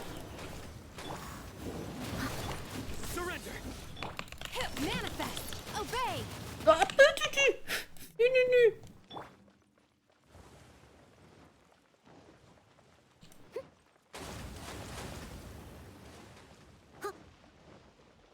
Oh mein Gott. Ouchie. Unleash, manifest. Go, Noel. Wir haben es gleich geschafft. Muss später mal gucken, was man hier für BGM hat. Wäre ja schade, wenn wir jetzt gar... Hui. Da ist jemand. Soldi. Hey, komm zurück. Ha!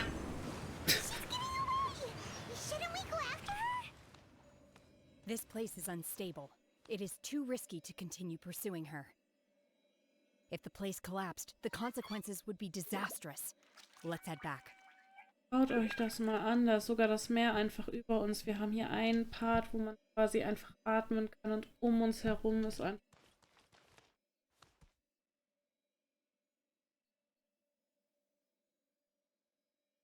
Warum ist das so hübsch? BGM.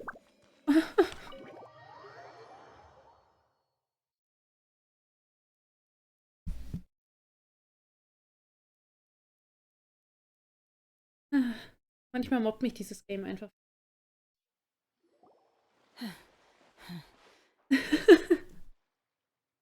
Alles in Ordnung?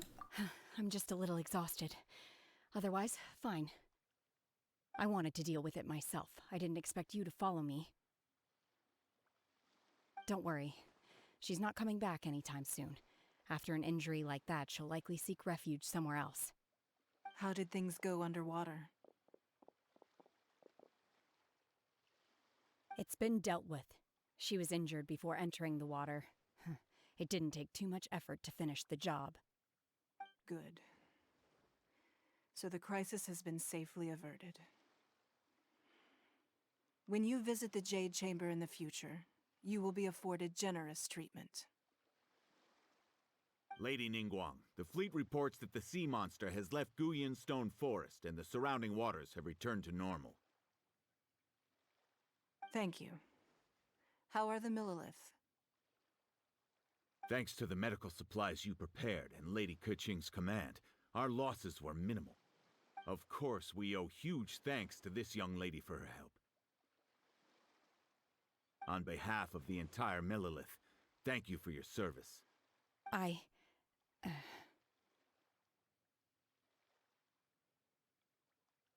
Genau wie die Heldin in der Oper. Great.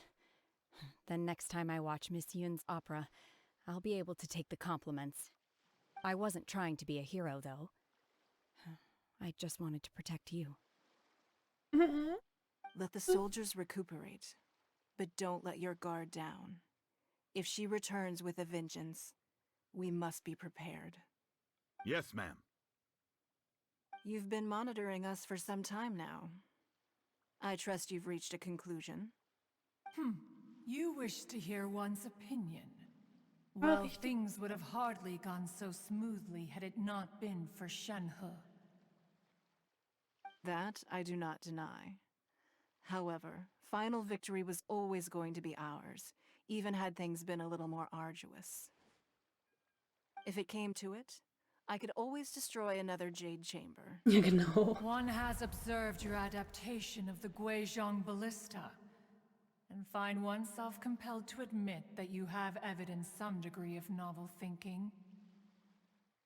You have learned from past failures and prepared for this crisis in advance. This is considerable progress compared to the last time. Hence, on balance, one finds your performance during this trial satisfactory enough. But there will no doubt be further trials to come in the future. Do not suppose that one will not continue observing you hereafter. While the position of Tianquan remains mine, I will always ensure Liyue's safety. Shenhe, one saw you secretly venture out from the mountains a few years ago, and noticed the air of dejection in which you returned. Hopefully this trip to Liyue Harbor has been a different experience. Yes. I can't explain it, but I feel happier than I expected. Good. Traveler, please take good care of Shenhe. She is a dear child. Four-Star-Sterne, Four-Star-Charaktere sind halt auch echt verdammt wichtig. Weil ich glaube, Five-Star-Charaktere könnten sich gegenseitig gar nicht so krass boosten, dass einige Spaß machen. Aber krass, dass sie die reichste ist. Ja gut, nachdem Morax seinen Posten abgetreten hat, ist das auch gar nicht mehr so schwer, die reichste Person zu sein. Er hat sich ja nicht mal ein Taschengeld für sich selbst mitgenommen. In fact, one has many fond memories of Shenhe's childhood that she may be interested to hear about. There'll be no need for that. Oh. They are all like this. Ist sie eingeschnappt? Since you care not to listen, one shan't be telling you. One shall be going homeward now. Bye-bye. Please, have a good rest. Come to the Jade Chamber when you have recovered your energy. We must celebrate both the completion of the Jade Chamber and the fact that Liyue has weathered another crisis. This banquet must be the most spectacular ever. Ja, es ist halt einfach so eine interessante Wendung, auch für den Charakter an sich. Ich find die Idee echt interessant, dass man den Gott quasi, der die Gesamtwährung der Welt erfunden hat, wie eine Kirchenmaus macht. Finde ich echt eine nice Idee so. So, Peoples. Was haben wir geschafft? Wir haben eine Angry Waifu zurückgetrieben. Wir haben uns mit einer wütenden Ehefrau angelegt. Wir sind groß, stark und mächtig.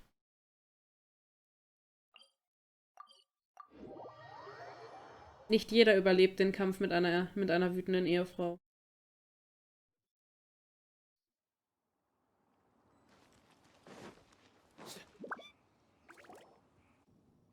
Wow! Everyone's already seated! It's Paimon's first time attending a banquet in the Jade Chamber. The food here looks amazing. All of you here are my distinguished guests. I am determined that each of you thoroughly enjoys yourself. Those who don't drink alcohol, please, help yourself to other beverages. Fine wine is a delight to the senses, but it is far from the only one. I trust you will find the marvelous view from the Jade Chamber to be an equally gratifying indulgence. Have you heard? Miss Yun's going to be performing today. Sure have. Honestly, it's the main reason I'm here. I've never missed any of Miss Yun's performances, and I don't intend to start now. I hear she's going to perform The Divine Damsel of Devastation today, the one written by her father. I've been so excited that I've barely slept the last few nights. Hey, look! Miss Yun is going on stage!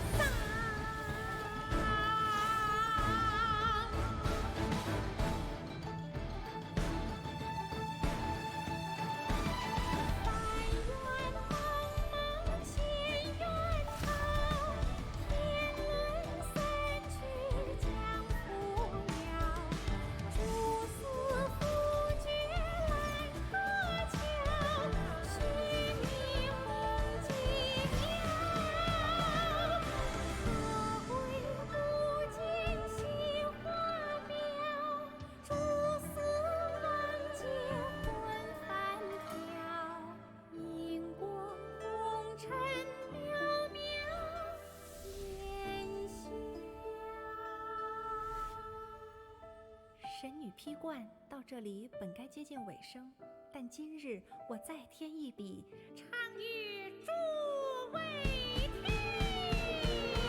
知道为敌人不是，自有知音何情思？红缨烈烈见了心，只知不酬心。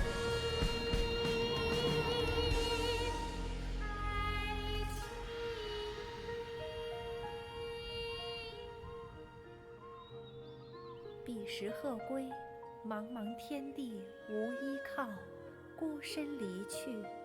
今日再会，新朋旧友坐满堂，共聚此时。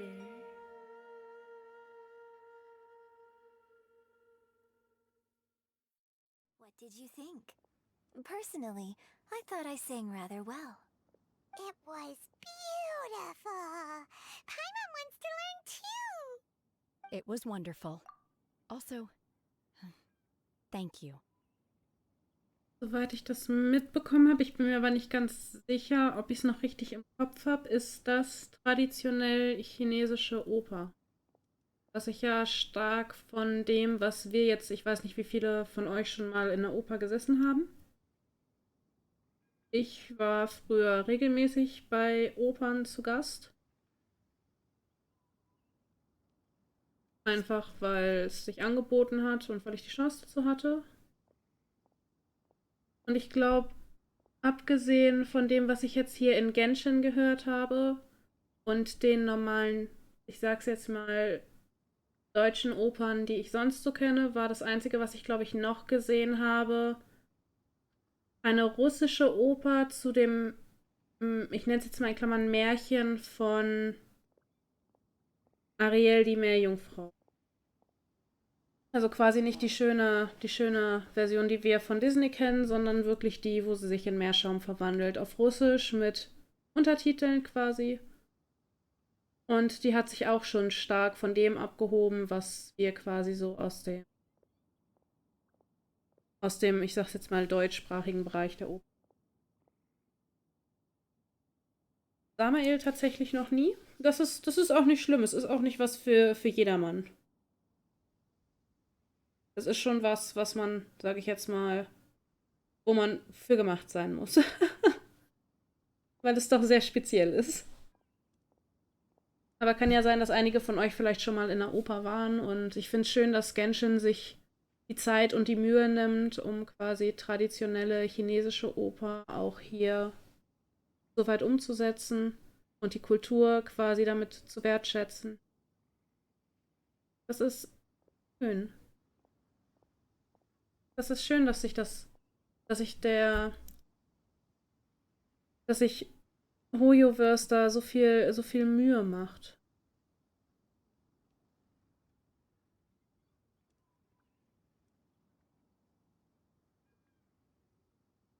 So ist es auch kein Operngänger. Okay. You're welcome. Thanks to you, the divine damsel of devastation is a more nuanced tale than ever. The play has an ending, but life goes on. I believe you will find a way to fit in Liyue Harbor. Halt auch ein großer Teil mit Wertschätzung. Was das Ganze. Ich will gar nicht wissen, wie viel die jedes Mal am Recherchieren, am Rumprobieren und am Umschreiben sind, bis sie zu irgendwas Bestimmtem kommen. Und hi Brad, ich sehe es gerade, sorry. Hi erstmal. Wie geht's dir? Thank you. I think I've found the opportunity I needed to change. Ms. Yun, here you are. Great to see you. Huh? Hey, this young lady with the white hair looks like some kind of VIP. Yeah, that's it, like an adeptus. Wait, you're the girl from the opera, aren't you?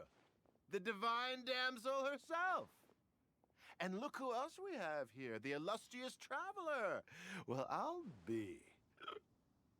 This was definitely worth showing up for. Let me pull up a chair, all right? We'll all have a friendly chat, get better acquainted. Alternatively, you could leave us alone. That is, if you'd prefer to finish your drink via the orifice of your own choice. What?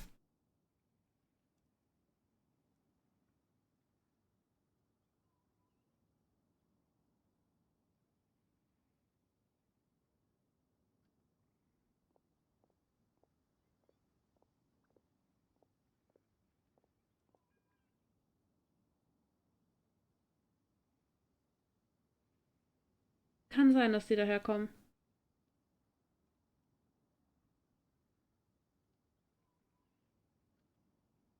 Wenn du den Rest des Weins nicht die Nase oder den Augen aus schnellst.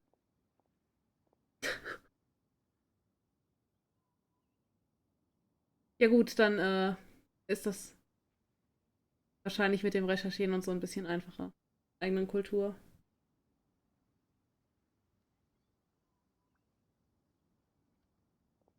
Es steht da, Samael? Es steht da? Es steht da, es sind ihre Worte. Ich glaube, Shannon mag betrunkene Leute nicht.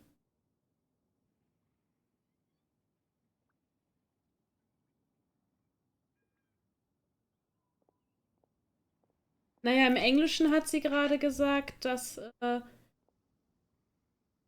dass er lieber schnell verschwinden solle, wenn er sich aussuchen möchte, mit welcher Körperöffnung er den Wein trinken möchte. Also ist es ungefähr im Englischen ungefähr das, was im Deutschen gesagt wurde.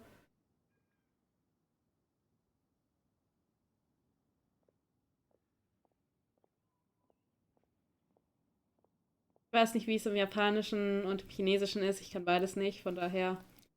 Uh-oh, this feels all too familiar. Shenhe's back to her old self again.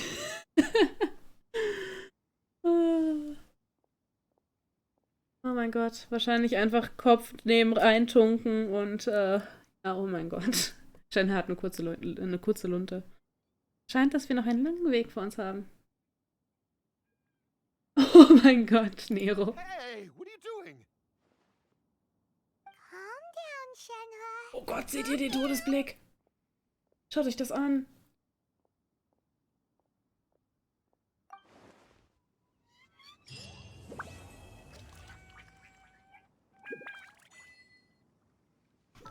Guck mal, wie schnell er sich wieder an den anderen Tisch gesetzt hat. Das heißt, wir können jetzt theoretisch, weil wir... Oh, ich habe Oseilzeug gekriegt. Y. J. Wir werden uns wiedersehen. Unfreiwilliges Opfer. Aber wie lang haben wir jetzt dran gesessen? Fast 2 Stunden wieder an der Quest? Aber mein Bedürfnis, Shenhe zu pullen, ist jetzt noch größer geworden als vorher. I want that girl. Yes. Yes, yes, yes, yes, yes.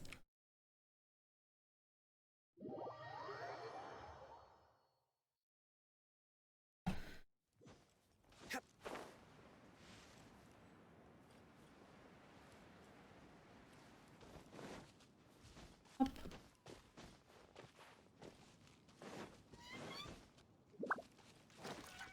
Und die Quest haben wir ja eben schon versehentlich angefangen. Wir sollen irgendeinen Auftrag übernehmen, von dem ich nicht mehr weiß, worum es geht. Lassen wir uns überraschen. Was habe ich hier markiert und warum? Naja, wir hatten ja vorher schon angefangen und haben ja auch schon relativ viel in den letzten Streams mit ihr gemacht.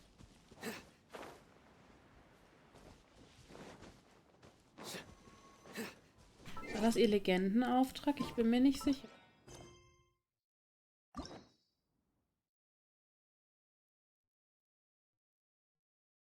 Sie hat halt einfach keinen, weil sie in der Story so stark involviert ist.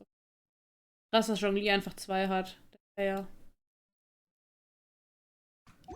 Das ist ein Boy. Der Einzige, der 2 Aufträge gekriegt hat.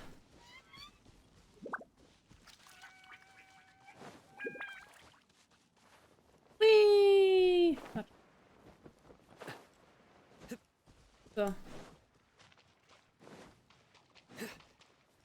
Hallo. Hallo. Excuse me.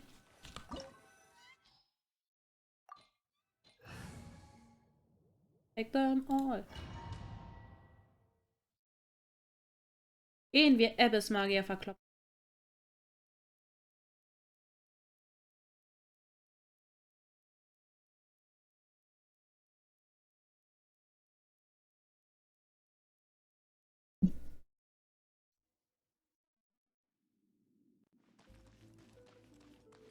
Aber das wurmt mich so ein bisschen, dass wir jetzt keine...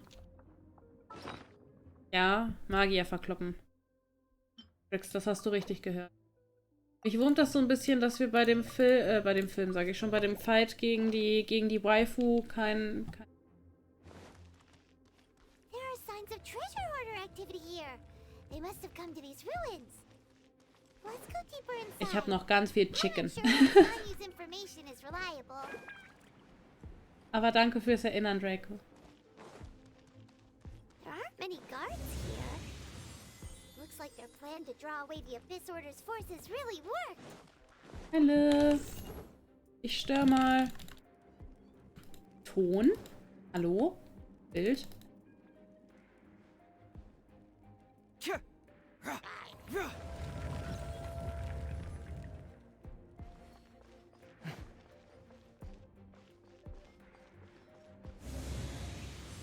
Irgendwie. That a treasure hoarder was here. This should be the right direction. But why does it feel stranger and stranger as we make it deeper into these ruins? Okay, ich bleib hier mal kurz stehen, weil ich habe mitgekriegt, dass die Bällchen da wahrscheinlich nicht ganz so höflich zu mir sind. Au.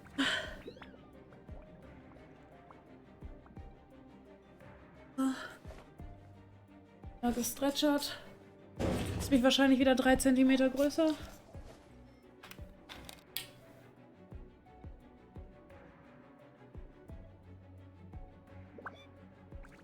So. Getrunken habe ich auch.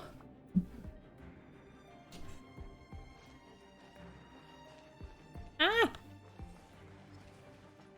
AB.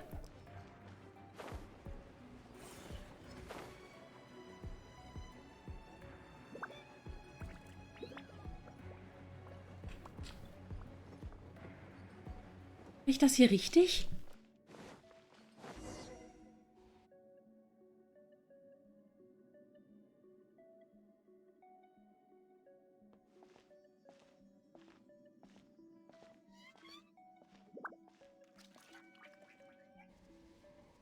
Excuse me, sir.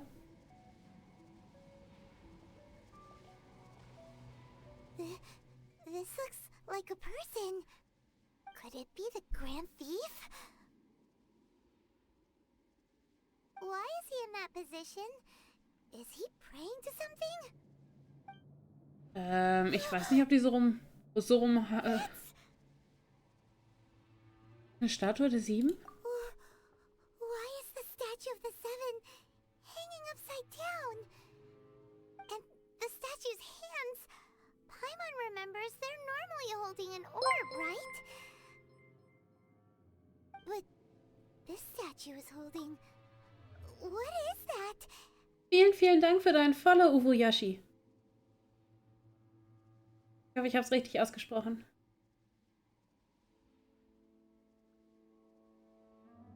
Und herzlich willkommen hier. Wie geht's dir so? Paimon has a really bad feeling about this. And the Grand Thief hasn't moved an inch. Do you think he's... Der schläft nur. Hello? Are you okay, mister? Das freut mich zu hören. Mir auch. Ich bin nur ein bisschen müde. Zeigt sich weder eine Reaktion noch ein Hauch von... He's dead. Schläft doch nicht. Paimon doesn't feel so good. Paimon, sag sowas nicht, sonst fängst du gleich an, dich aufzulösen. Sicher Ort. Let's get out of here. And fast. We should report back to Ganyu and Lon. Now what? We can't stay here. Quick, run!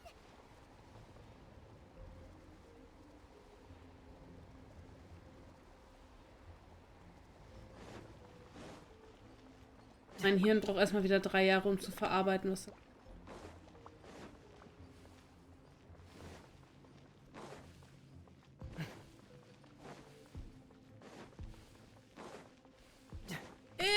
Nein, nein, au, au, au, au, no, no, no, no, no, no.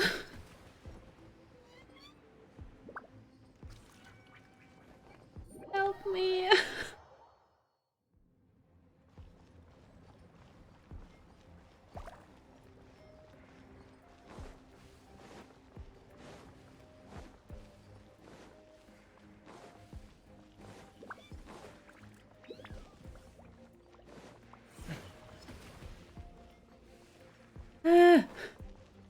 Das war fies.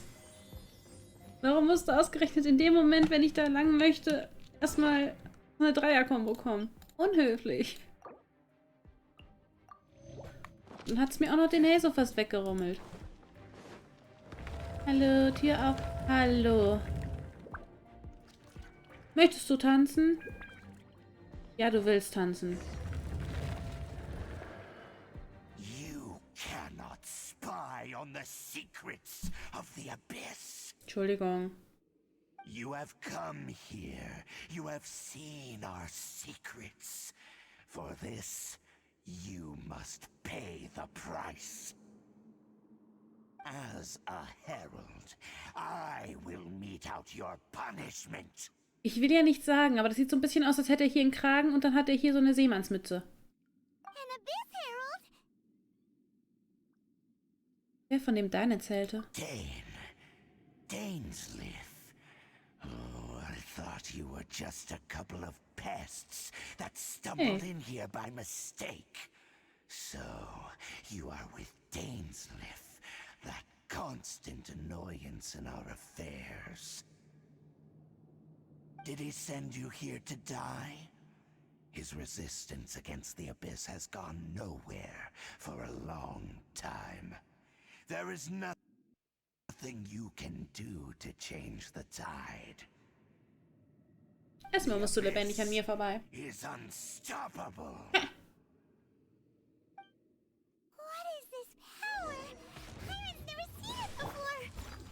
Careful, please don't get cocky. Yeah. Yeah. Big roar. Yeah. Hey, komm zurück, Beyblade.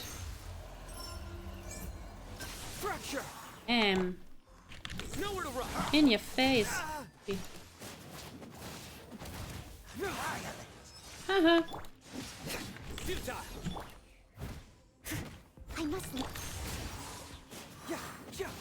Ein Hazel haut halt auch einfach rein.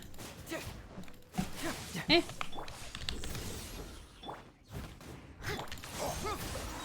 Bam.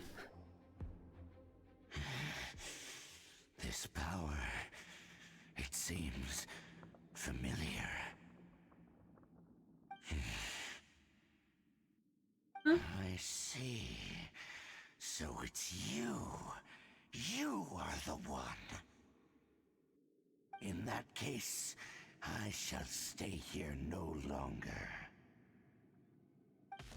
Bye-bye. What a tough battle. Are you okay? Oh, such a strong enemy.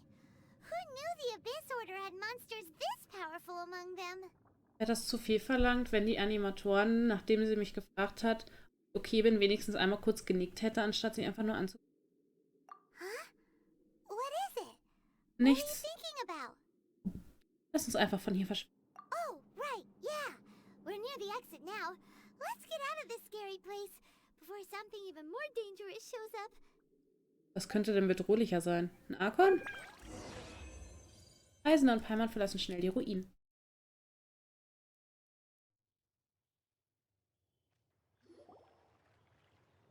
So, we meet again. A little sooner than I had expected. Hey, it's Dane! Judging by your expression, it seems you just experienced something quite strange. Could it be that you encountered an Abyss Herald in those ruins? Maybe. Huh? How did you know that? I've been on the Abyss Herald's trail. I didn't expect to find you here as well. Genau genommen war der Abgrundbote nicht alles, was uns begegnete. Reisender erzählte. An inverted statue of the Seven, holding abyssal power in its hands. No, I have never seen such a thing during my time fighting the Abyss, though I have had my suspicions. Tell me the rest of what happened in there. So you escaped the ruin depths filled with abyssal power, and then? And then, as we got close to the exit, an Abyss Herald suddenly Der appeared and Frosch. blocked our way. We fought a big battle with that thing. Maybe it hasn't gotten too far yet. Yes, this is a rare opportunity indeed. Come, let's catch up to it. Ja, klar. Let's go! A rare opportunity? With Dane helping out, maybe we'll be able to solve more mysteries about the Abyss. Wir schaffen das, wir sind groß, stark und mächtig.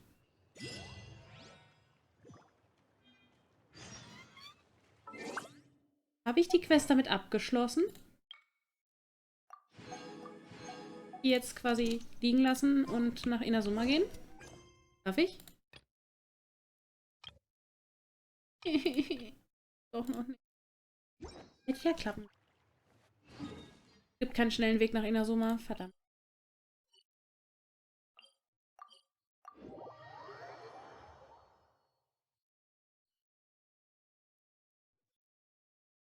Ich weiß nicht, Leute. Wie ist so euer Gespür? Wollen wir noch eine Stunde machen? Weil ich habe jetzt eigentlich noch Bock, zumindest bis nach Inazuma, also zumindest bis ich nach Inazuma kann, noch durchzuziehen, weil ich will endlich in Inazuma ankommen. Und wenn wir dann das nächste Mal den Stream direkt mit Inazuma beginnen können, ach, ihr wisst, was ich meine, dann würde ich mich sehr freuen. Soweit würde ich eigentlich jetzt gerne noch spielen wollen, dass wir zumindest endlich mal mit... Was ist euer Problem? Ich stehe hier 3 Kilometer weit weg. Lasst mich doch einmal ganz kurz reden. Entschuldigung für die Störung. Passiert mir nie wieder. Gomenasai. Also es wäre jetzt so mein Fahrplan, dass ich noch so lange mache, dass wir sozusagen bis nach Inazuma gehen können. Und dann fangen wir den nächsten Stream quasi dann direkt mit Inazuma an.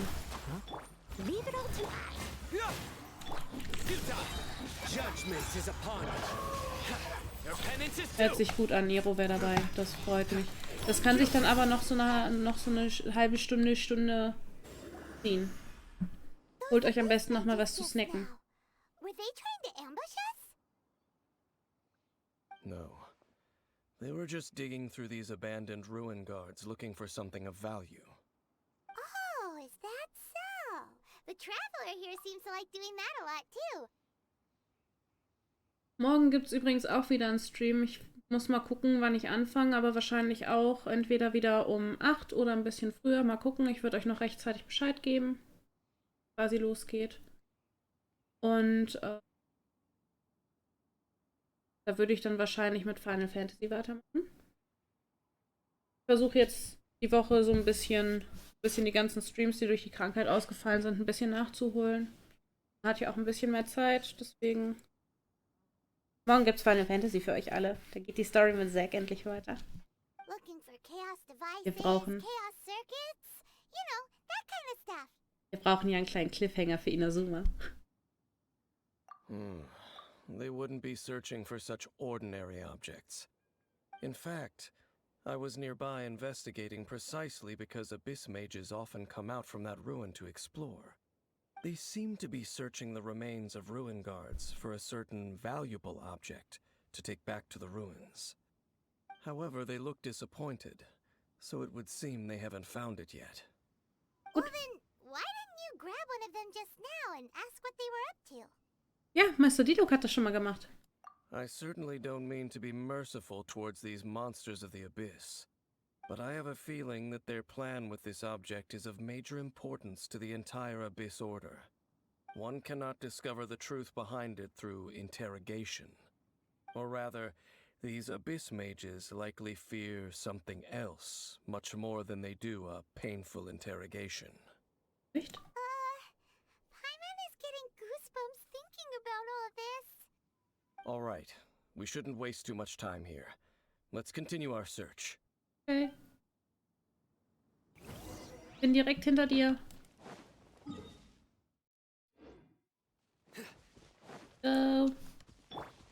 Ich will ja nichts sagen, aber der Boy ist so praktisch, du kannst halt einfach dein eigenes Stamina cheaten.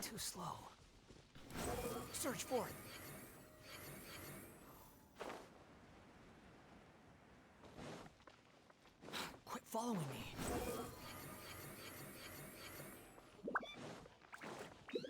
Hallöchen, meine Lieben. Archie, das war unfair.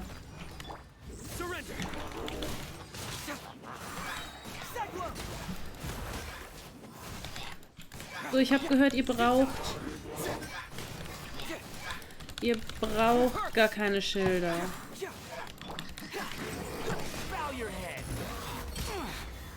Ah, ich lebe noch. Hey, hör auf, hier Blubberblasen zu basteln.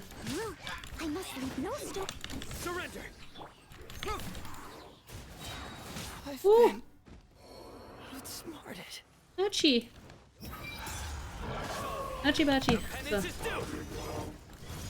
Es ist so krass, dass mein Level 40 Hazo mehr Schaden macht als mein Level 60 Zaino.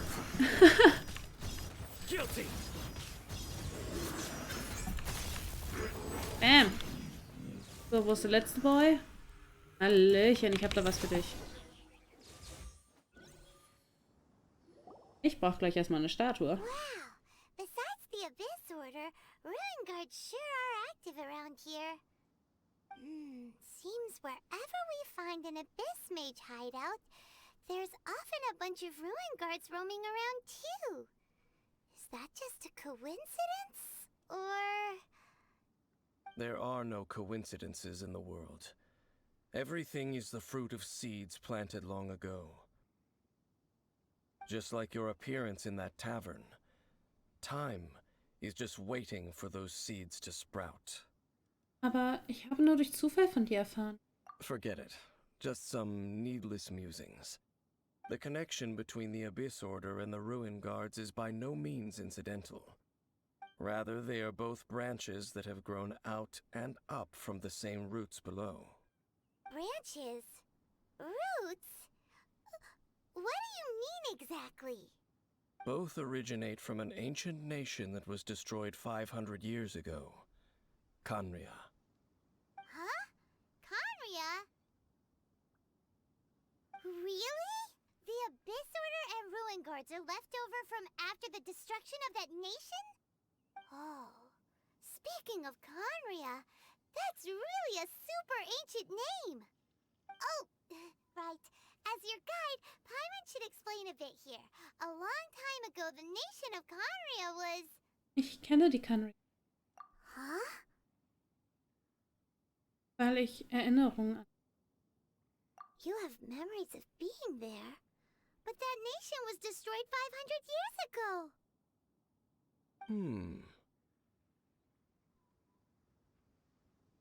Is that so? Well, everyone has their secrets. You did not pry into mine, so I shall not pry into yours. But, if you would like to tell me, I will listen.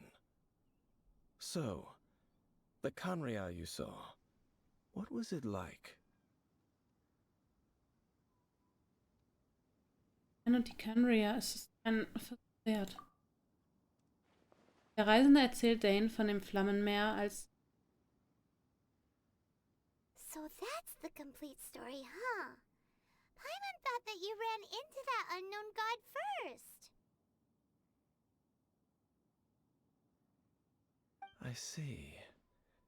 So your first memory after coming to this world was being awoken by your brother from within that meteorite. It seems your brother woke up first. But the question is, how long before you? And then your brother told you that the destruction of Khaenri'ah plunged the whole world into chaos, and that you two should leave this world called Teyvat? The destruction of Khaenri'ah? He said that? Das habe ich zu der Zeit gehört. That destruction you witnessed, that's history from 500 years ago. It seems the first time you awoke in this world was indeed during that period. Huh. So your brother must have understood this world better than you did, because he woke up first. And it was shortly after that that you encountered an unknown god who blocked your path, so you couldn't escape. Oh, Paimon knows this part really well. I understand. When you awoke at that time and hurriedly tried to leave for another world, you didn't know anything about Khaenri'ah. But now, since you have come to gain some understanding of Teyvat, you are able to guess that the war you witnessed all those years ago must be the war that ended Khaenri'ah. Am I right? Ah, if that's the case, you must have been flipping through all sorts of books during our adventure these past few months. Before going to Mondstadt, you had just looked at some vague materials. Later, we managed to gather a whole bunch of old books from all around Mondstadt and Liyue, but you told Paimon they were useless. So, the whole time you were just trying to learn more about Khaenri'ah so you could find your brother? Es ist die zweitbeste Spur nach der Suche nach den Siegen. Oh, yeah. You can travel around the 7 nations to find the 7, but where can you go to find a nation that was destroyed 500 years ago? I probably know more about Kanria than both of you. Kanria was a nation without a god. Not because it had a god that died or abandoned them, but because it never had a god to begin with. It was a powerful nation, built purely by humans. An unprecedented, flourishing, and glorious civilization. It was the pride of humankind. A nation without a god? Later events unfolded just as you remember. It was all destroyed by gods. You mean that... 500 years ago, the gods descended upon the world and brought desolation to Kanria. The pride of humankind was uprooted and crushed, like a weed removed from the garden of the gods. How could that be? The history books don't say anything about that. Was für eine gefährliche Welt. Ich muss mich beeilen und meinen Bruder finden. Yes, well, continuing to discuss the past now will only dampen our spirits. Ich muss wissen, wie die Götter ihre Handlung erklären. Let's keep moving. I will tell you more of what you want to know as we continue our search. Das ist einfach voll entspannt, ey. Ich muss jetzt erstmal meinen Hazel wiederbeleben. Den hat so ein bisschen aus dem Leben gerockt. Ach Mann, ey. War ich unvorsichtig.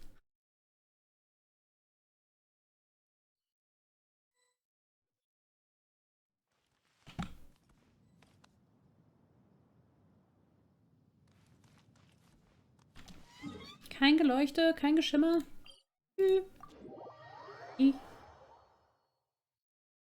Ach ja. Aber das freut mich. Dann schaffen wir es demnächst endlich mal nach Inazuma und dann kann ich auch endlich anfangen, richtig zu farmen. Dann können wir unsere Weltstufe erhöhen. Dann können wir so viel mehr machen. Dann können wir so viel mehr machen. So viel mehr.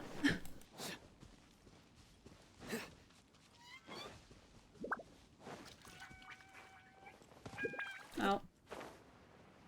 Das Doggos? Hallo. Ich bin dafür, dass sie in diesem Spiel endlich mal einführen, dass man Tiere streicheln kann. Ich bin dafür, dass man Tiere streicheln können sollte.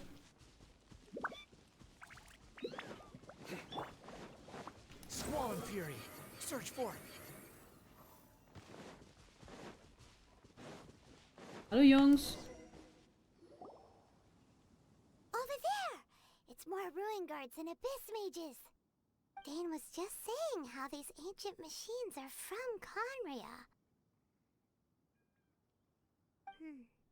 So, did Conria have a lot of ruins that needed to be guarded? Ich habe keine Lust, mich 3 Stunden bis nach Inazuma zu icebridgen, nur um dann kurz bevor ich ankomme, von einem Donnerschlag weggejietet zu werden. No. Ruin Guard is the name modern people have given these machines. No one called them that 500 years ago. These Ruin Guards were known as field tillers by the people of Kanria. Field tillers? What a strange name. Ich bin kein Fan davon, mich grillen zu lassen. Ja, aber das wäre ja Cheaten.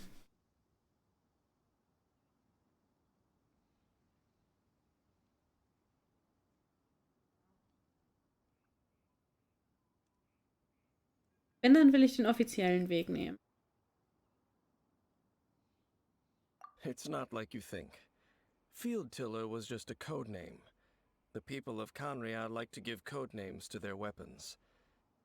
The land is not to be tilled with farming tools, but rather is to be fought for with steel and blood. This is how the Field Tiller came about. Fought for with steel and blood? Well, that's an interesting way of understanding tilling. Paimon doesn't think it's a very positive interpretation. After the destruction of Kanria, these masterless field tillers went completely out of control. They wandered aimlessly over the centuries, gradually spreading to every corner of Teyvat, perhaps resonating with the sorrow of other civilizations lost to time, They found their way to various ruins across the land, where they lie dormant. Ja. That sounds so sad.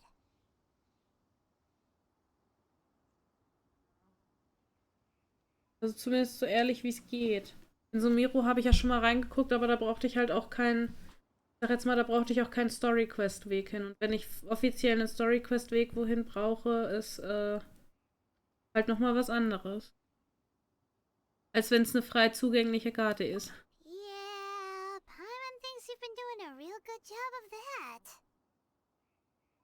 Once you understand more, those details won't mean much to you. But no matter their past, all that remains of them now is the danger they pose. So destroy them all. Ich mach die alle kaputt. Hallo, Boys. Das sah schön aus. Schmeißt euch mal alle durch die Gegend.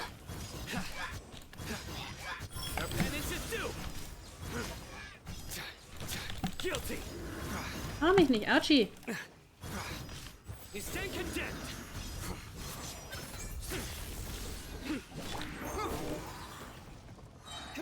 Bam. Archie. Oh nein, der ist gleich schon wieder tot.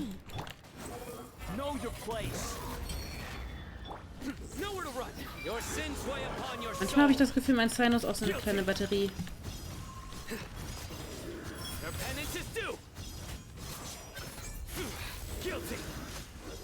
Bam. Huh?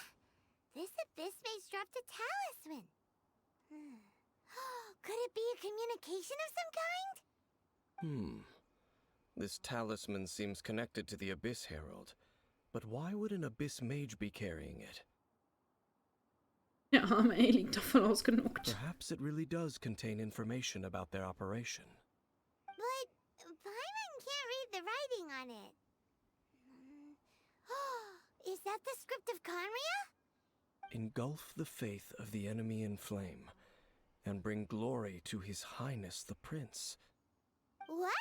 Is that what it says? Loom of Fate initial operation. They, the Abyss, seem to be carrying out a large operation. The keyword here is Loom of Fate. It seems like they are still launching the operation, or rather, are still conducting preliminary tests. Loom of Fate? What's that?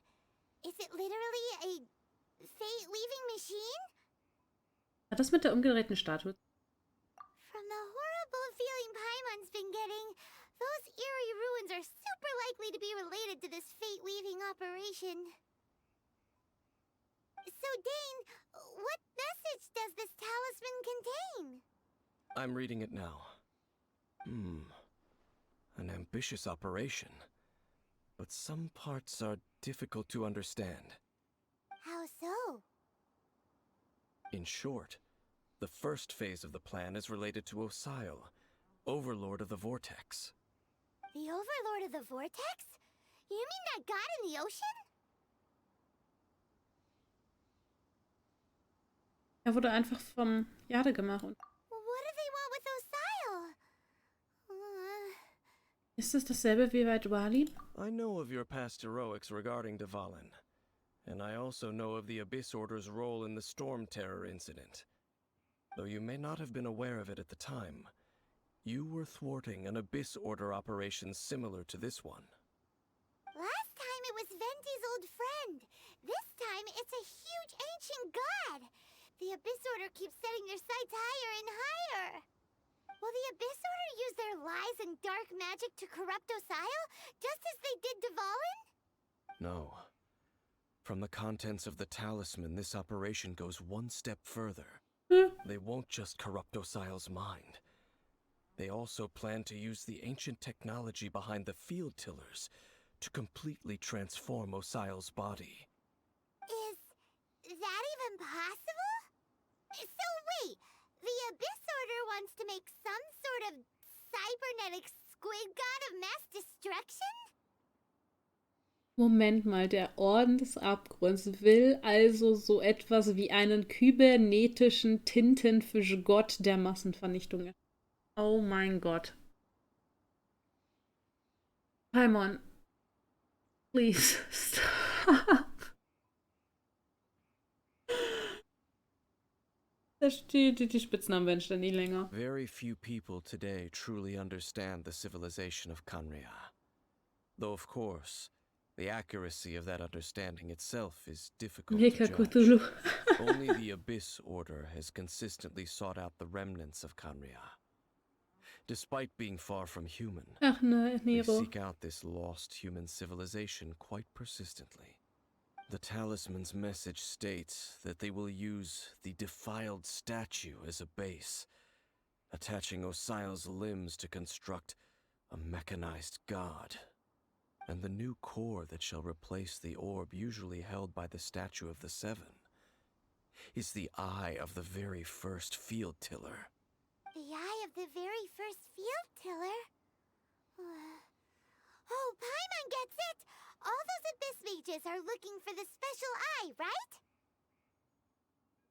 It would seem so. Wir haben ihn noch nicht gefunden, wir haben noch Zeit. This whole thing keeps getting more complicated. But basically, it all has to do with that eerie statue of the Seven we saw, right? Yes. According to the talisman, the eye should be placed in the hands of the defiled statue, thereby imbuing the newly born god with the power to topple the divine thrones of Celestia. Göttlichen Throne stürzen. Oh boy, the Abyss Order sure isn't holding back with this plan. Since no one knows where the first field tiller is, how about we take the information about the statue as the starting point for our investigation? Die Stadt hat ausgesehen wie der Animo. Yeah, that tone-deaf bard is too difficult to track down anyway. Let's go to the cathedral first and ask around. Maybe we'll learn something. The cathedral. Huh? What's the matter, Dane? Nothing. Let's get moving. Ich bin gespannt, wie lange die Questreihe geht. Plus 650, uff.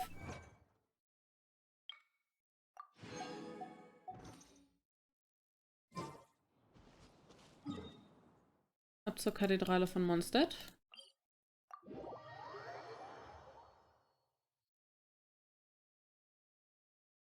So. Ich werde langsam ein bisschen müde.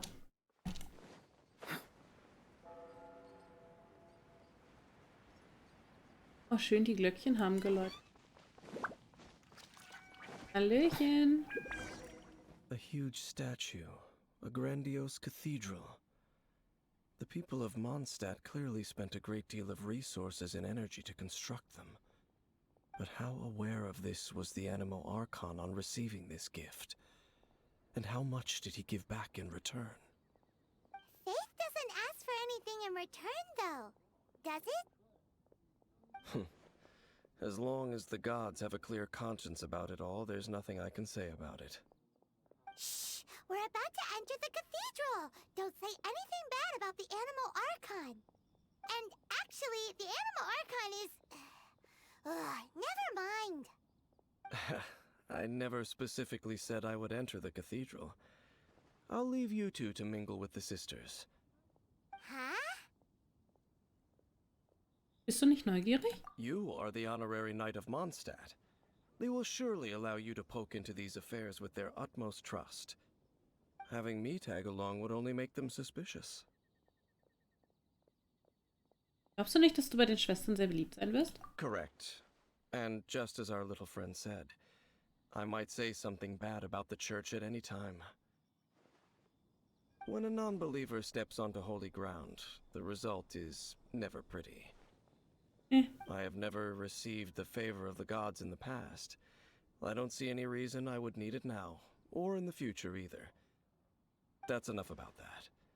While we've been chit-chatting, the Abyss Order continues to act. Okay, then we'll just go in ourselves and ask around. Nehmen wir die I should Kathedrale. warn you about one thing. Don't go mentioning the defiled statue inside the cathedral. The Church of Favonius wouldn't ignore the matter of the statue. But if they rashly tried anything against the Abyss Order, it would only ruin whatever element of surprise we may have. Also, meddling in the affairs of the Abyss usually doesn't end well for anyone.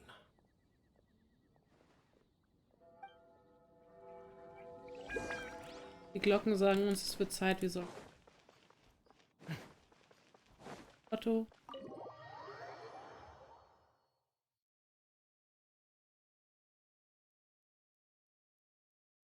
Ich bin froh, dass das Spiel mittlerweile nicht mehr laggt und das ist ein funktioniert.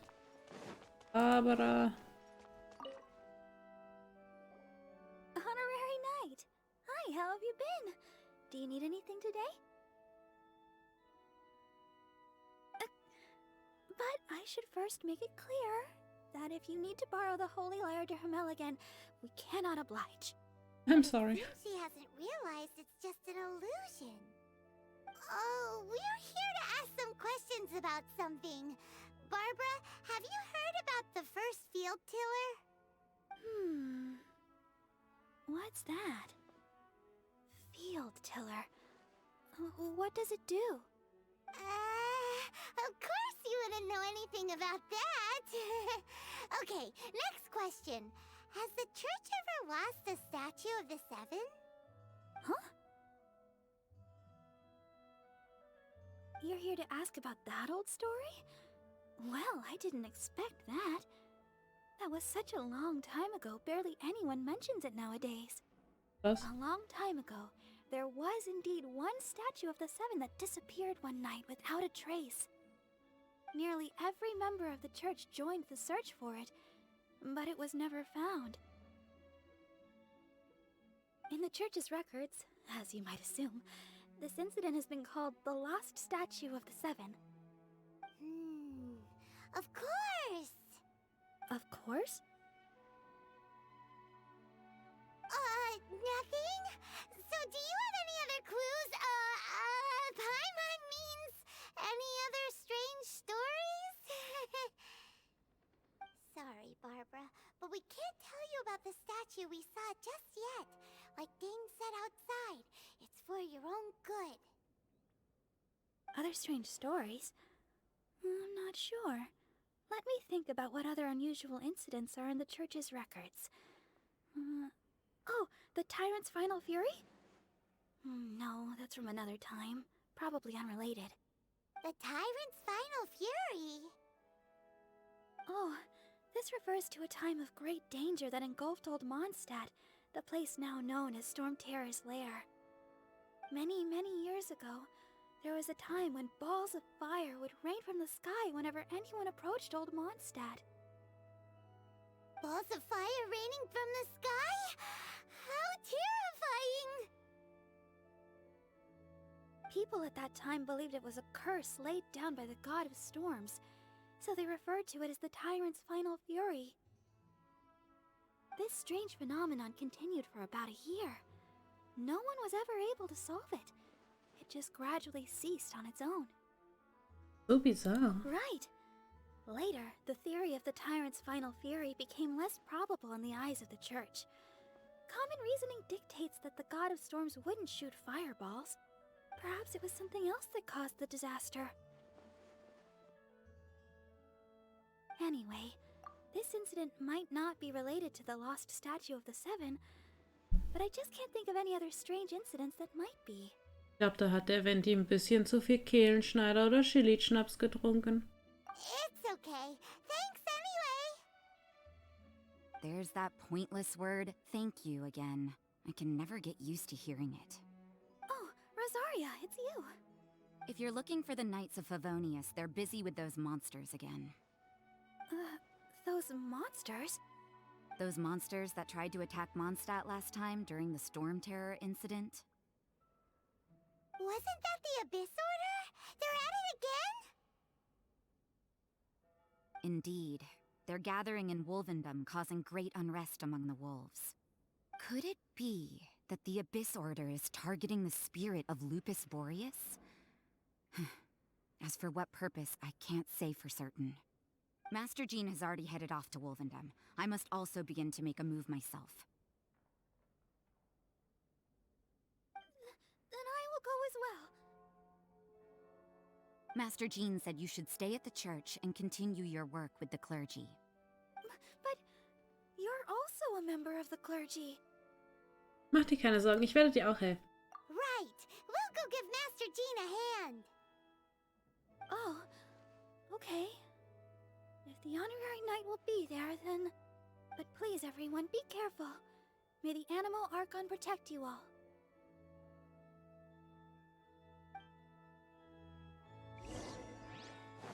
Let's go. Nein, wir haben Neuigkeiten.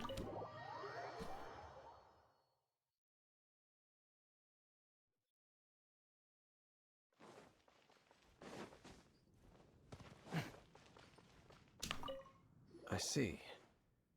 Has the Abyss Order already launched a new operation? This could very well have something to do with the defiled statue. We should go as well. But what is the Abyss Order going to Wolvendom for anyway? Are they looking to do the same as they did with Dvalin? Not again! Gut, sowas bitte nicht. No, that's not likely. Unlike Osile, who was just suppressed, Andreas died long ago. Today, it is just his spirit that stands guard over Wolvendom. The Abyss Herald may just be targeting the spirit of Andreas in an attempt to garner some information from one of the Animo Archon's old companions. Dann sollten wir das wahrscheinlich mal ein bisschen genauer unter die Lupe nehmen. Ich hoffe, ihr habt alle eure Lupen und Detektivhüte dabei. Let's go. Wir schauen mal, was... Hallo Random, I'm sorry.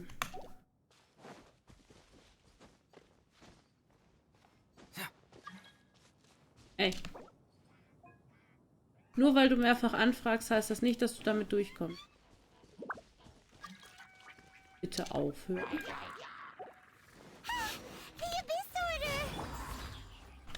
Don't underestimate the enemy. Let's take them now.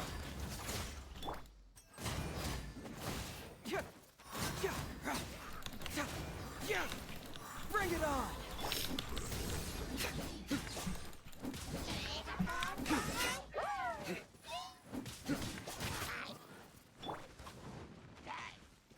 Schon. Steady,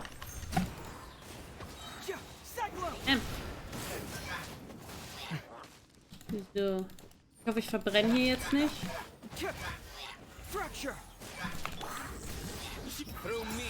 Weiß ich jetzt nicht, aber lieber als mir nochmal den Hintern zu verbrennen.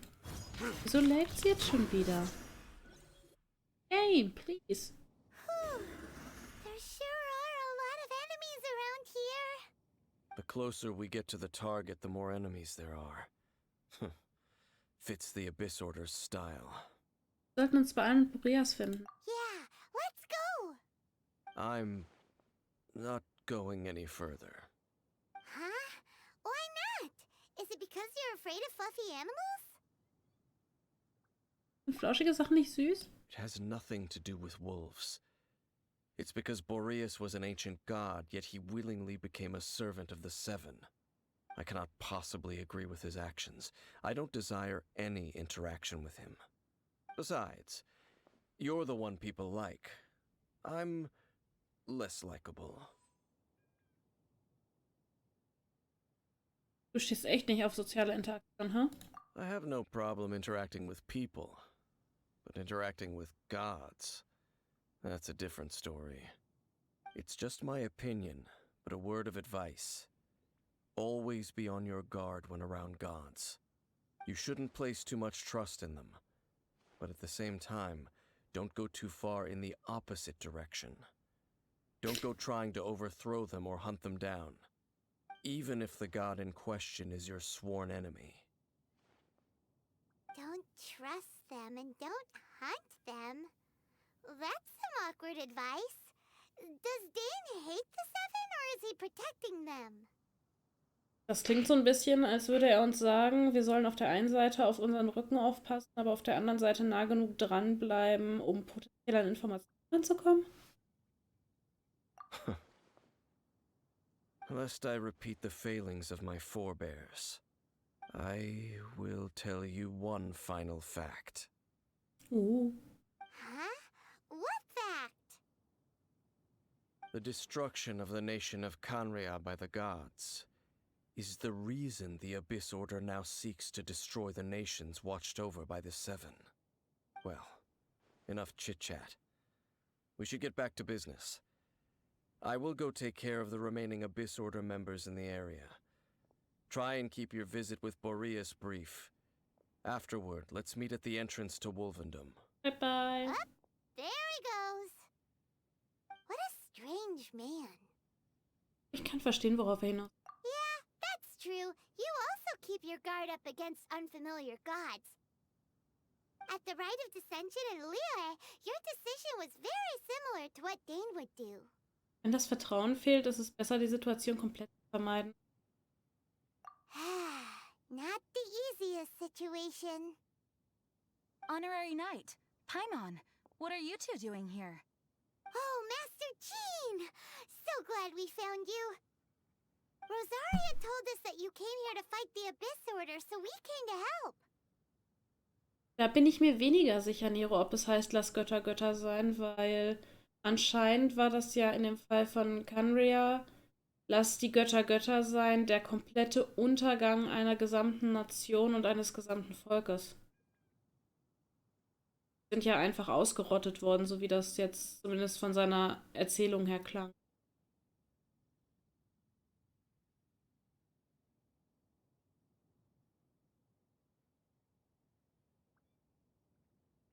Then your help is greatly appreciated. The Abyss Order's sudden offensive is very strange. They have surrounded Wolvendom. I am preparing to send out some knights to fight back. I just scouted out all of Wolvendom, but I did not see you. Rosaria told me that the Abyss Order is going after Boreas. But the Abyss Order and Boreas... What is the connection between them? They just like to cause trouble. Do they really need a reason? The Abyss Order already went after Dvalin. It's not too surprising that they would also go after another one of the Animal Archon's buddies. That is true. Regardless, whether the reason behind the present threat is clear or not, I will handle the situation. Honorary Knight, please go and check if Lupus Boreas is in any danger. This god's spirit... He does not often see people, but I hear that you have met him before. Maybe it is best that you are also the one to meet him this time. Ich werde das übernehmen. Okay, be careful. Thank you for your help, Honorary Knight of Favonius.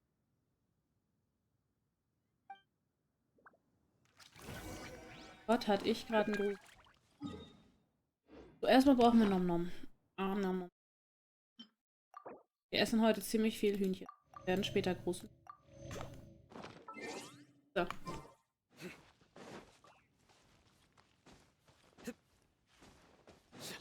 Ihr seht mich gar nicht. Gar nicht da.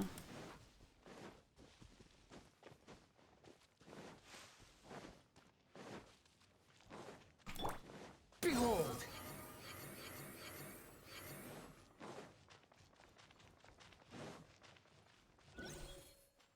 Geh mal zu deiner Aufträge.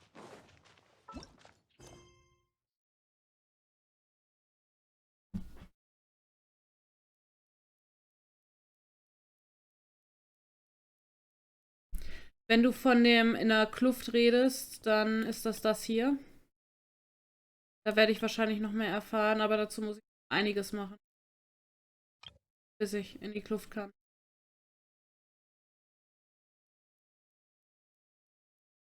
Und ansonsten habe ich halt massig an Quests, die ich noch... Störung, Kanne, aktuell Event.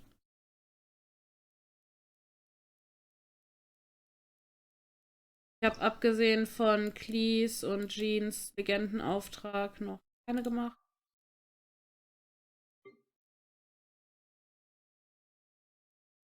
Hier auch noch keine gemacht. Das machen wir irgendwann mal alle entspannt zusammen.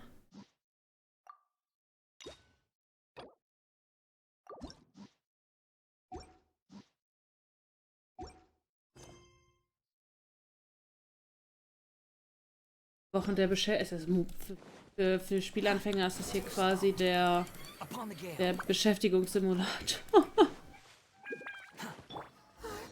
Nein! Over there, it's Razor! And the abyss here. You, not welcome here!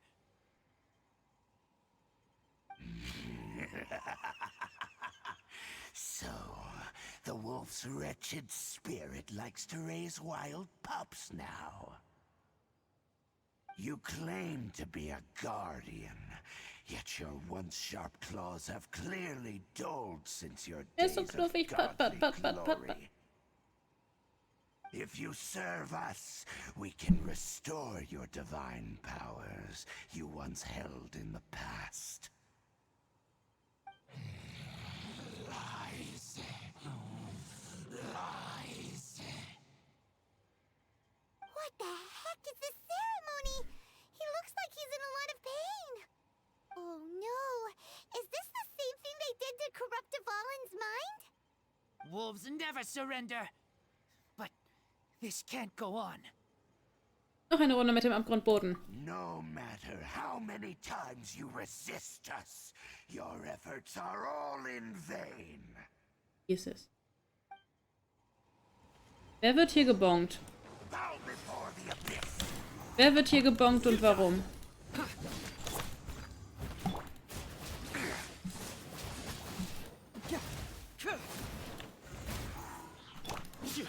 Nowhere to run.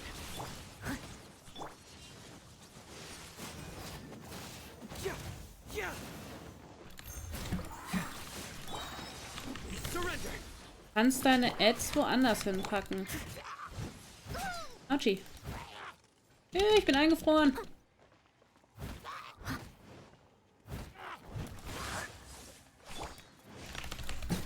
Can't move me. Futile. Toll.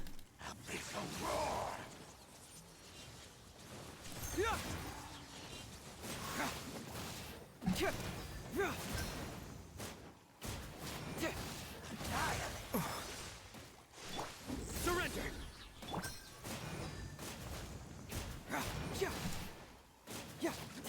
Kannst du da mal weggehen, Dude? Archie! Uncool. I must leave no stone. Nowhere to run. Judgment is upon you. You stand condemned. Du brauchst dein Schild nicht. Your penance is due. Guilty. Schubsen ist auch nicht nett. Your penance is due. Mal aufhören wegzurennen. Hallo? You stand condemned.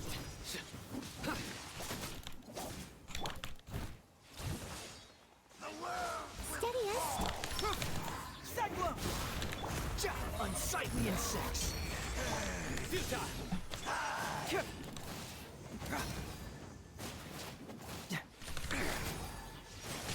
Nein. Irgendwie ist Hazel aktuell bei mir ziemlich unlucky.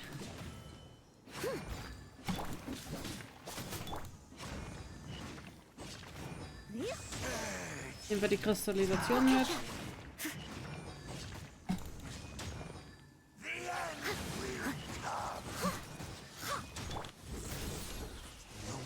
Da. Gemacht. The ceremony was interrupted. How fortunate for you. How does an old spirit have such determined will? No matter. This is but a small unforeseen variable. Our grand scheme will not be affected. Bye-bye. It disappeared again. Er ist schnell weggerannt. Thank you. You came. Just in time. Human Lupercal. I am ashamed that you must see me in my present state. But still, the Abyss Herald underestimated my strength. Lupus Boreas never refuses trial, but scary outsider. not respect trial rules. I too didn't see the trap. Wait, so you mean the Abyss Order had everything prepared to corrupt Lupus Boreas's mind, then lured him out under the pretense of challenging him in a trial? Nicht deine Schuld, Razor. Thank you. In the future, my claws must get sharper. You smelled danger and came here? No, we heard about the danger. Paimon's nose doesn't even know what danger smells like. Besides coming to help, we actually have something to ask you about too. Excuse us, Mr. Wolf God. Do you know anything about the first field tiller?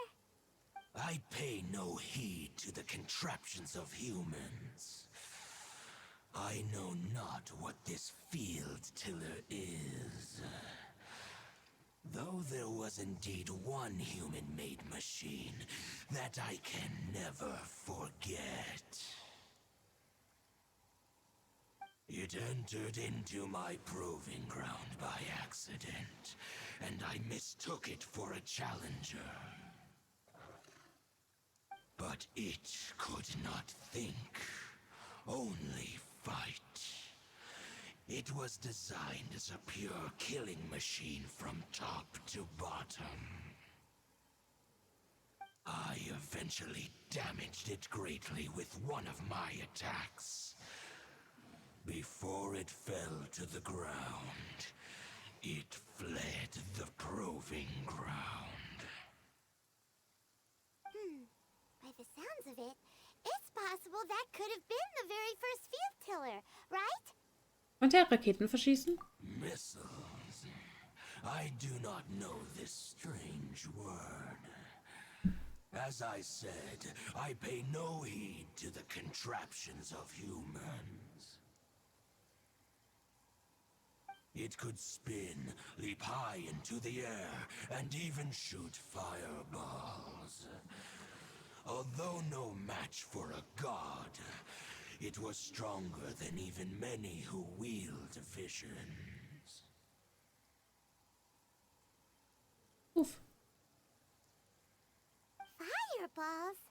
Hey, didn't we hear this somewhere else recently as well? Anyway, this pretty much proves that the first field tiller came to Mondstadt, doesn't it?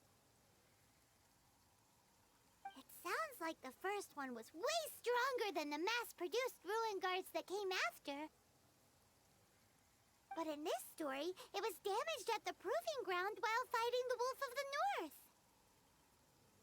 Don't know, but did we help? Yes. Yes, you were a big help. Thanks. We need to keep investigating something super important. The Abyss Herald may have left, but the Abyss's forces are still attacking. You two be careful. Yes, I smell more danger. Bigger danger. You too, also be careful. Well, that was some good intel. Quick, let's go tell Dane.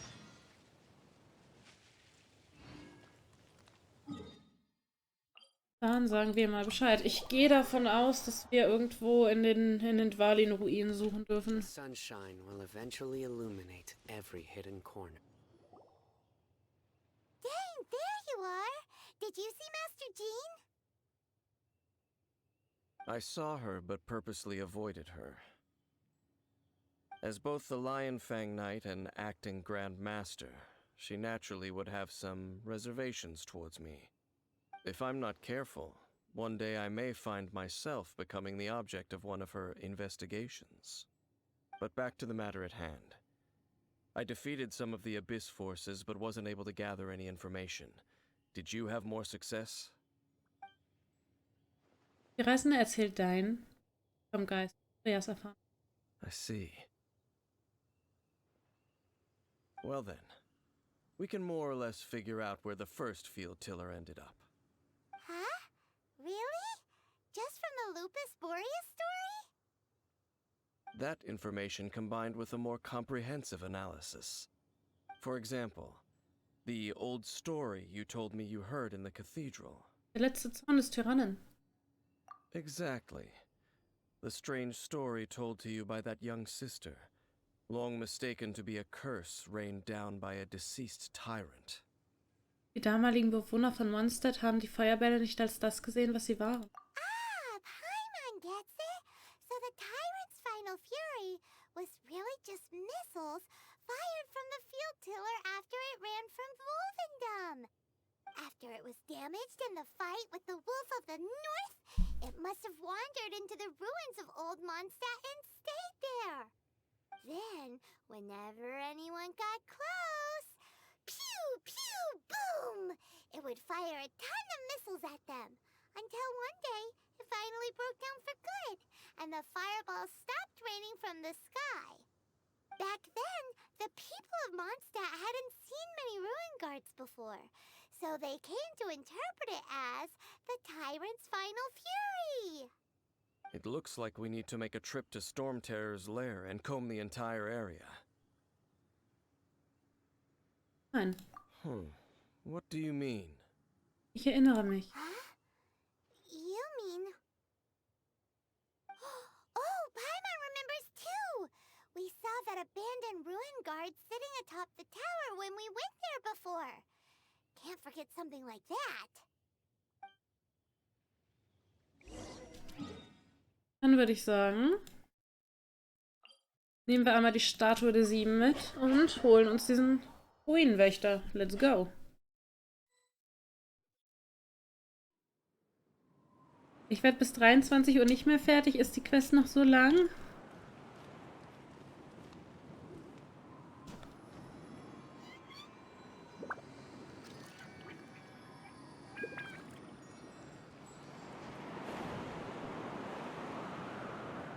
Da ist er, der Boy. Schade, ich dachte, ich schaff's noch bis 23.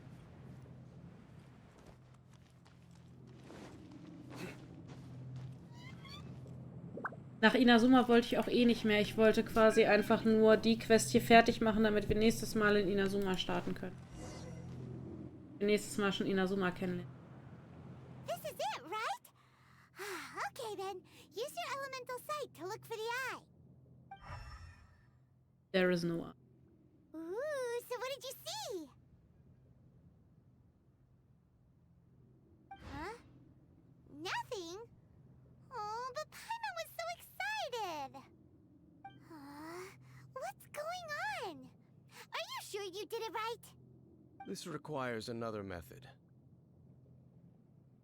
Using elemental sight on a field tiller is of no use because it is not powered by the elements.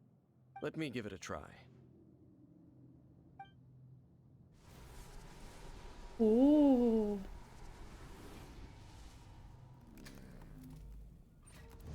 And done. Oh. Wow! It's The very thing the Abyss Herald has been seeking all along. The eye of the first field tiller. All of the ruin guards today are just replicas of this machine. As the prototype, its combat capability was unrestricted. prototype? Oh, Paimon doesn't know that word.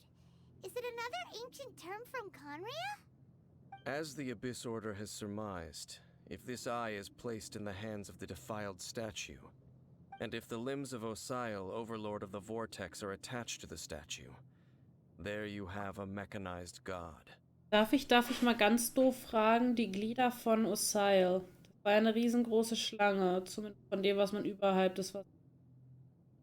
Wird der dann da einfach wie so eine Danger-Nudel drum gewickelt und, oder wie muss ich mir das vorstellen? Das ist so ein bisschen, keine Ahnung.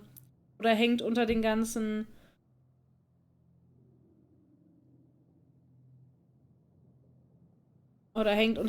Hälsen noch wie bei so einer Hydra noch so ein Körperchen mit dran, der dann da drum ja, Paimon ist. Oder vielleicht hat sie das Wort kybernetisch einfach hingenommen und hat nicht nachgefragt, weil ihr das noch viel, viel, viel zu hoch. Ja, auch so. And this newly born god will have the power to topple the divine thrones of Celestia. Was für eine außergewöhnliche und gefährliche Operation. Yes. Then, what should we do with this eye? Das irgendwo verstecken, wo es niemand findet. I'll guard it myself. Huh? You? Dane? You won't go and do anything crazy with it, will you? Die Danger-Nudel wird wie ein Schal getragen. Oh Gott, Nero. Oh Mann. Jetzt muss ich mir das bei der Statue echt vorstellen, die Arme, ey. You may doubt me if you wish, but I must ensure it does not fall into the wrong hands. No matter where we may hide it, they will find it. And as for the Church of Favonius, well, you know I don't trust them. Oh, right. But our work isn't done yet. To avoid any further repercussions, we must also take care of that defiled statue. Und wie das? We can't have the church get involved. Let's handle it ourselves. As for what I mean by take care of it, naturally I mean to completely destroy it. Destroy it? That's a statue of the Seven! As well as being a really important cultural relic, they're actually divine too! Well, good thing we didn't tell Barbara earlier. Otherwise she'd be going completely bonkers right now. Sie würde uns ertränken. Do the Seven really expect me to help them look after what belongs to them? Let's go back to those ruins and destroy the inverted statue. If we are lucky, we will also run into that Abyss Herald. I'll make sure it doesn't get away this time.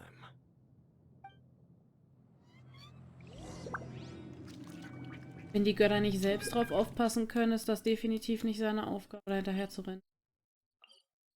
So, ich gehe mal davon aus, wir müssen nur noch diese Inni machen und dann sind wir durch. Zumindest fühlt es sich nicht mehr so an, als würde danach großartig viel kommen. Dann hatten wir heute aber auch Story-Input, ey, das tut mir leid. Ich hoffe, das ist euch jetzt nicht zu trocken geworden oder so. Das ist ein bisschen Cutscene. Okay, dann geht das ja.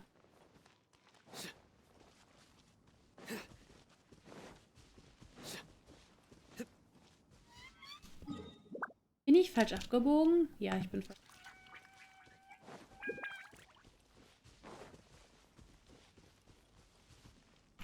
Swarm Fury.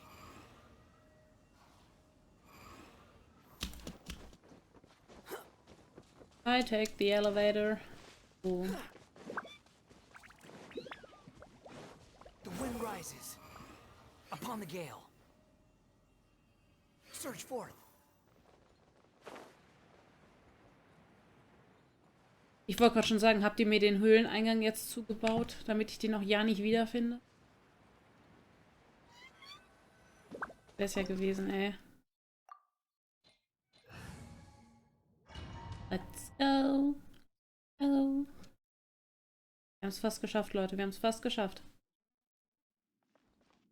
Hier fehlt nicht mehr. So after all that running around, we end up right back here again. Look at us. We barely escaped this place last time, and now we're strolling right back in. Gee, surely we must be some of the bravest adventurers in all of Teyvat. That or the stupidest. To get to that creepy statue, we just need to follow the path we used to escape last time. That should take us right to it. Yep, that'll work. Let's go, and remember to be on your guard.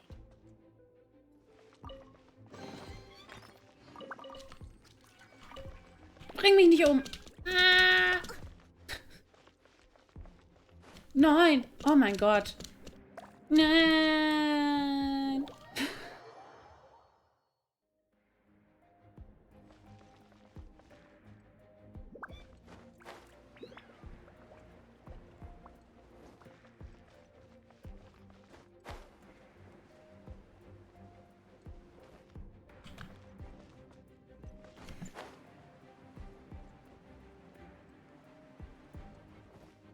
Ja, Tod durch Kumpelblase.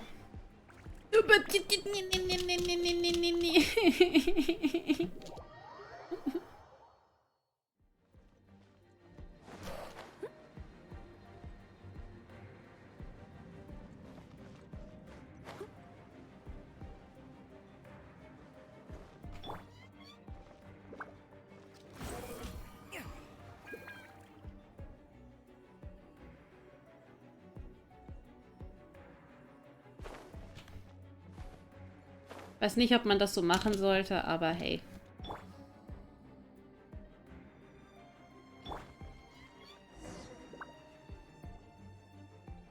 Looks like we're here. An eerie, lifeless dark chamber. Ja, das ist voll gecheatet. Aura you were describing earlier. Aber in dem Moment hat mein Gehirn einfach geschaltet. Wenn es jetzt nicht funktioniert, dann kann ich es hier auch mal so versuchen. Oder habe ich euch damit jetzt ganz viel zu lachen weggenommen? Wenn ja, dann tut's mir leid. Such a scary place. Be careful to not be overwhelmed by the power of the defiled statue. The Abyss Herald. It's here. You sense correctly. Du hast jetzt schon zweimal von mir voll auf den Deckel gekriegt. Und du hast immer noch keine Angst, dass ich dir noch ein drittes Mal voll auf den Deckel gebe? Huh? You are just as vexatious as ever, Dainsliff, enemy of the Abyss. I sense your soul is stained by terrible bloodshed, perhaps from your darkest nightmares, unless... Oh, and something far more dangerous. You reek of a corruption familiar to me. Then we are the same. We're both dangerous. But dangers from outside of the Abyss Order must be caught and caged. It is your words that forever reek of corruption. Time to silence you! Das war ein wahres Wort. Leave it all to me. Nowhere to run.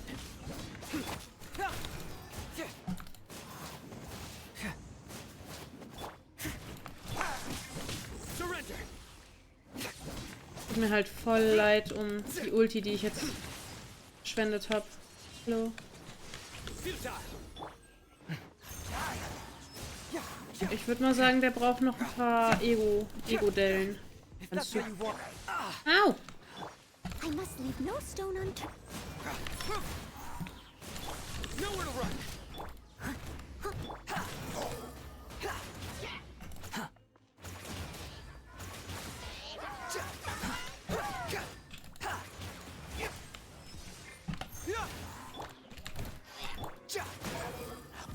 Ups. Hätte mich vielleicht heilen sollen.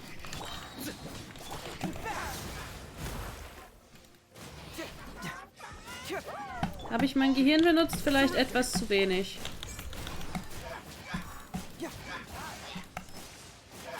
Sollte ich gleich etwas essen? Ja.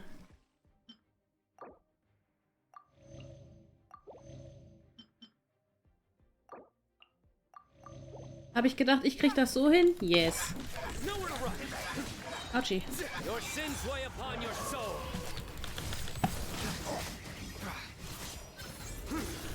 Guilty. Your penance is due. You stand condemned. Du Schergen einsammeln und nicht alleine kämpfen ist unhöflich. Autsch.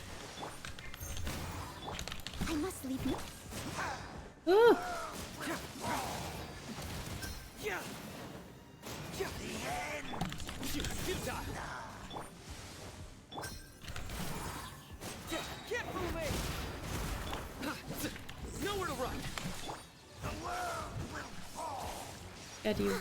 Was?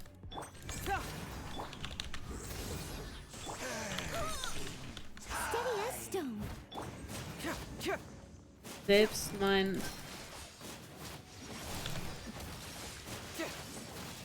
Hazo zieht ihm mehr Schild, als er sollte mit Verwirbelung. Oh mein Gott. Autsch. Hey, der Poki war unfair. Der Poki ist noch unfairer.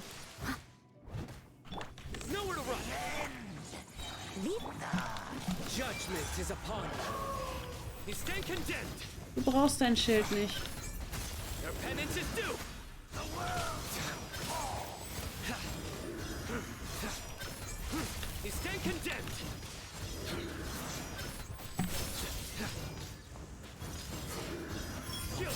Ah.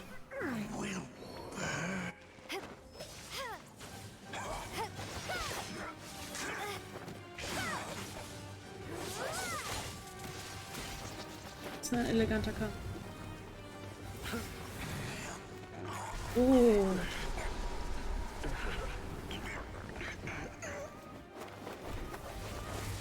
Was?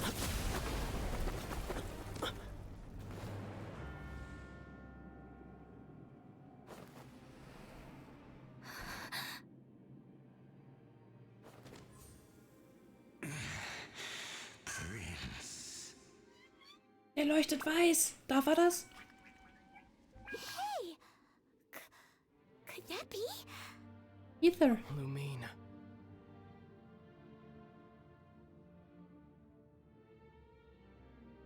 Lass uns hier abhauen, es ist zu gefährlich. Wait! He just blocked an attack against the Abyss Herald. Your brother and the Abyss? Lumine, why are you with Dane? Was?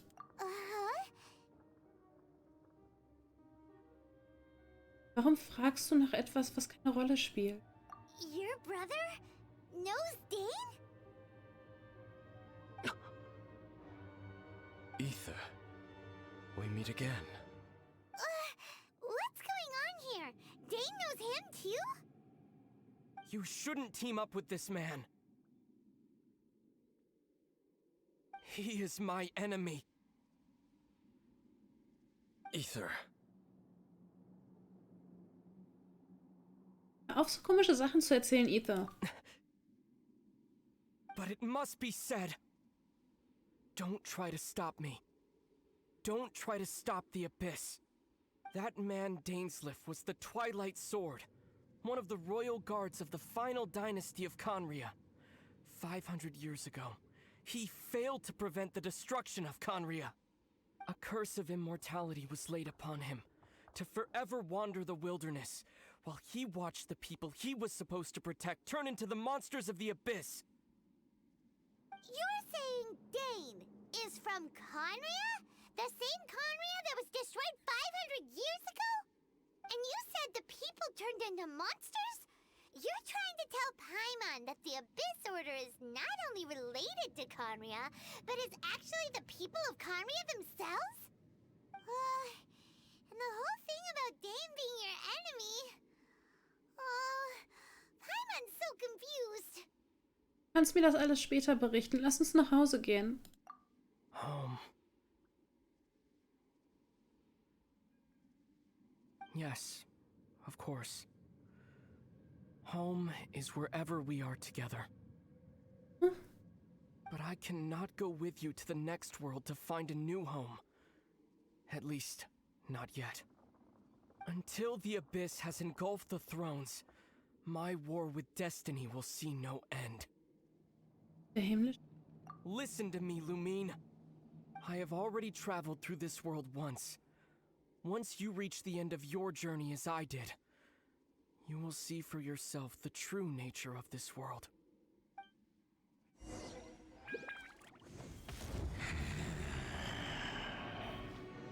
So we'll meet again. Though we need not rush, sister. I have more than enough time to wait for you.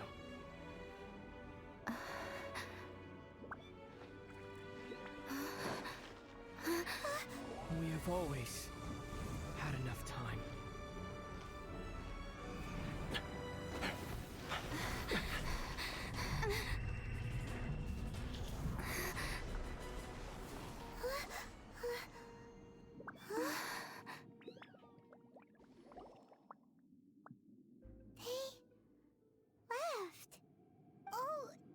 too sad.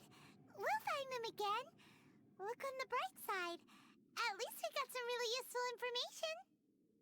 Ich bin... Really? You sure?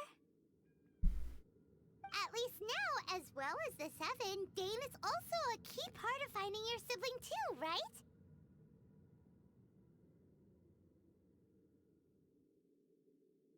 Ja, irgendwie war das gerade ziemlich viel Info auf einmal.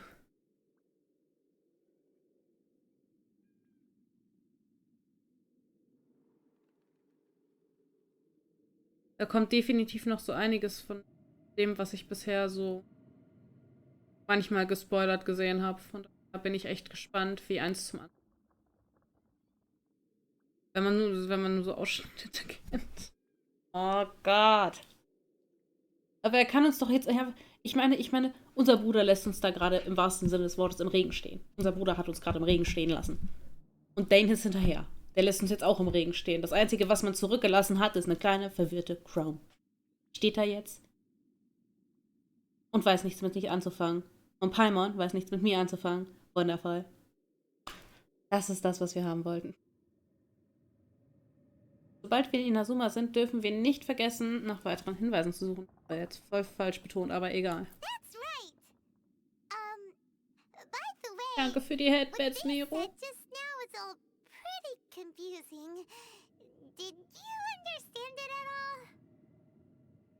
Ich war zu sehr auf meinen Bruder konzentriert, Oh, well then, let's go over it again. Die Reisende und Paimon versuchen sich an so viele Details zu erinnern. First off, that Abyss Herald called your brother Prince.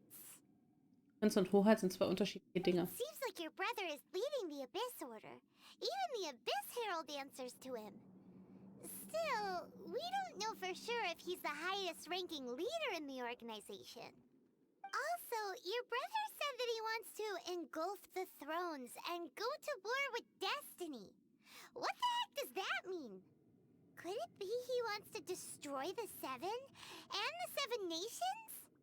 Next thing, turns out the Abyss Order monsters are really what the people of Conria turned into after their nation was destroyed. This story is just plain terrifying. And Dane is from Conria too. He witnessed its destruction 500 years ago. But he didn't turn into a monster. And now he's fighting the Abyss Order. So that's why your brother said that Dane is his enemy, right? But if the monsters of the Abyss are the same people that Dane protected all those years ago, then why is he enemies with the Abyss Order now? Also, how come after all this time we've spent searching for your brother, it turns out he's on the side of the Abyss? What's up with that? Wir haben viele neue Fragen, aber weniger Antworten. Yeah, you're right. Then we can't let ourselves get down about it now. Our journey's not over yet. Let's get a move on. Time to leave this terrible dark place and get back to the surface where the sun shines bright. Das ist süß, dass man jetzt aktuell gerade so aus der Perspektive von Lumine schaut. Show him what you're made of. Come on, traveler. Let's go. Wie das wäre, wenn sie wirklich so floaty für uns wäre. So. Ich glaube, wir haben es geschafft. Oh, hi. Ich glaube, wir haben es geschafft. Mein Kopf dreht sich jetzt gerade ein bisschen. Weil doch sehr viel auf einmal wieder passiert.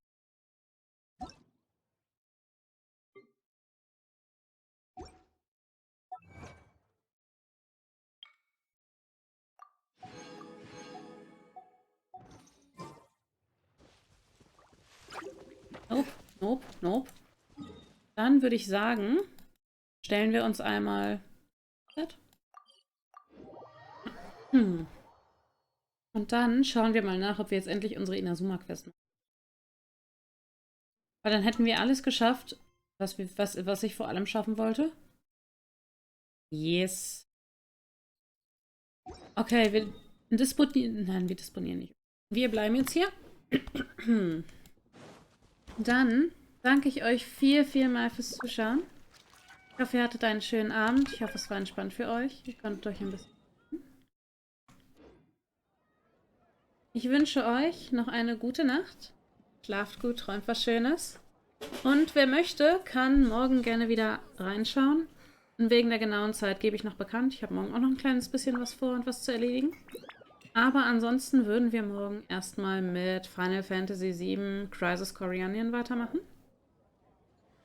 Und noch einmal vielen Dank fürs Zuschauen, für die Follows, für eure Chataktivität, fürs Lurken, einfach für alles. Ihr seid echt klasse. Ich wünsche euch was. Bye, bye.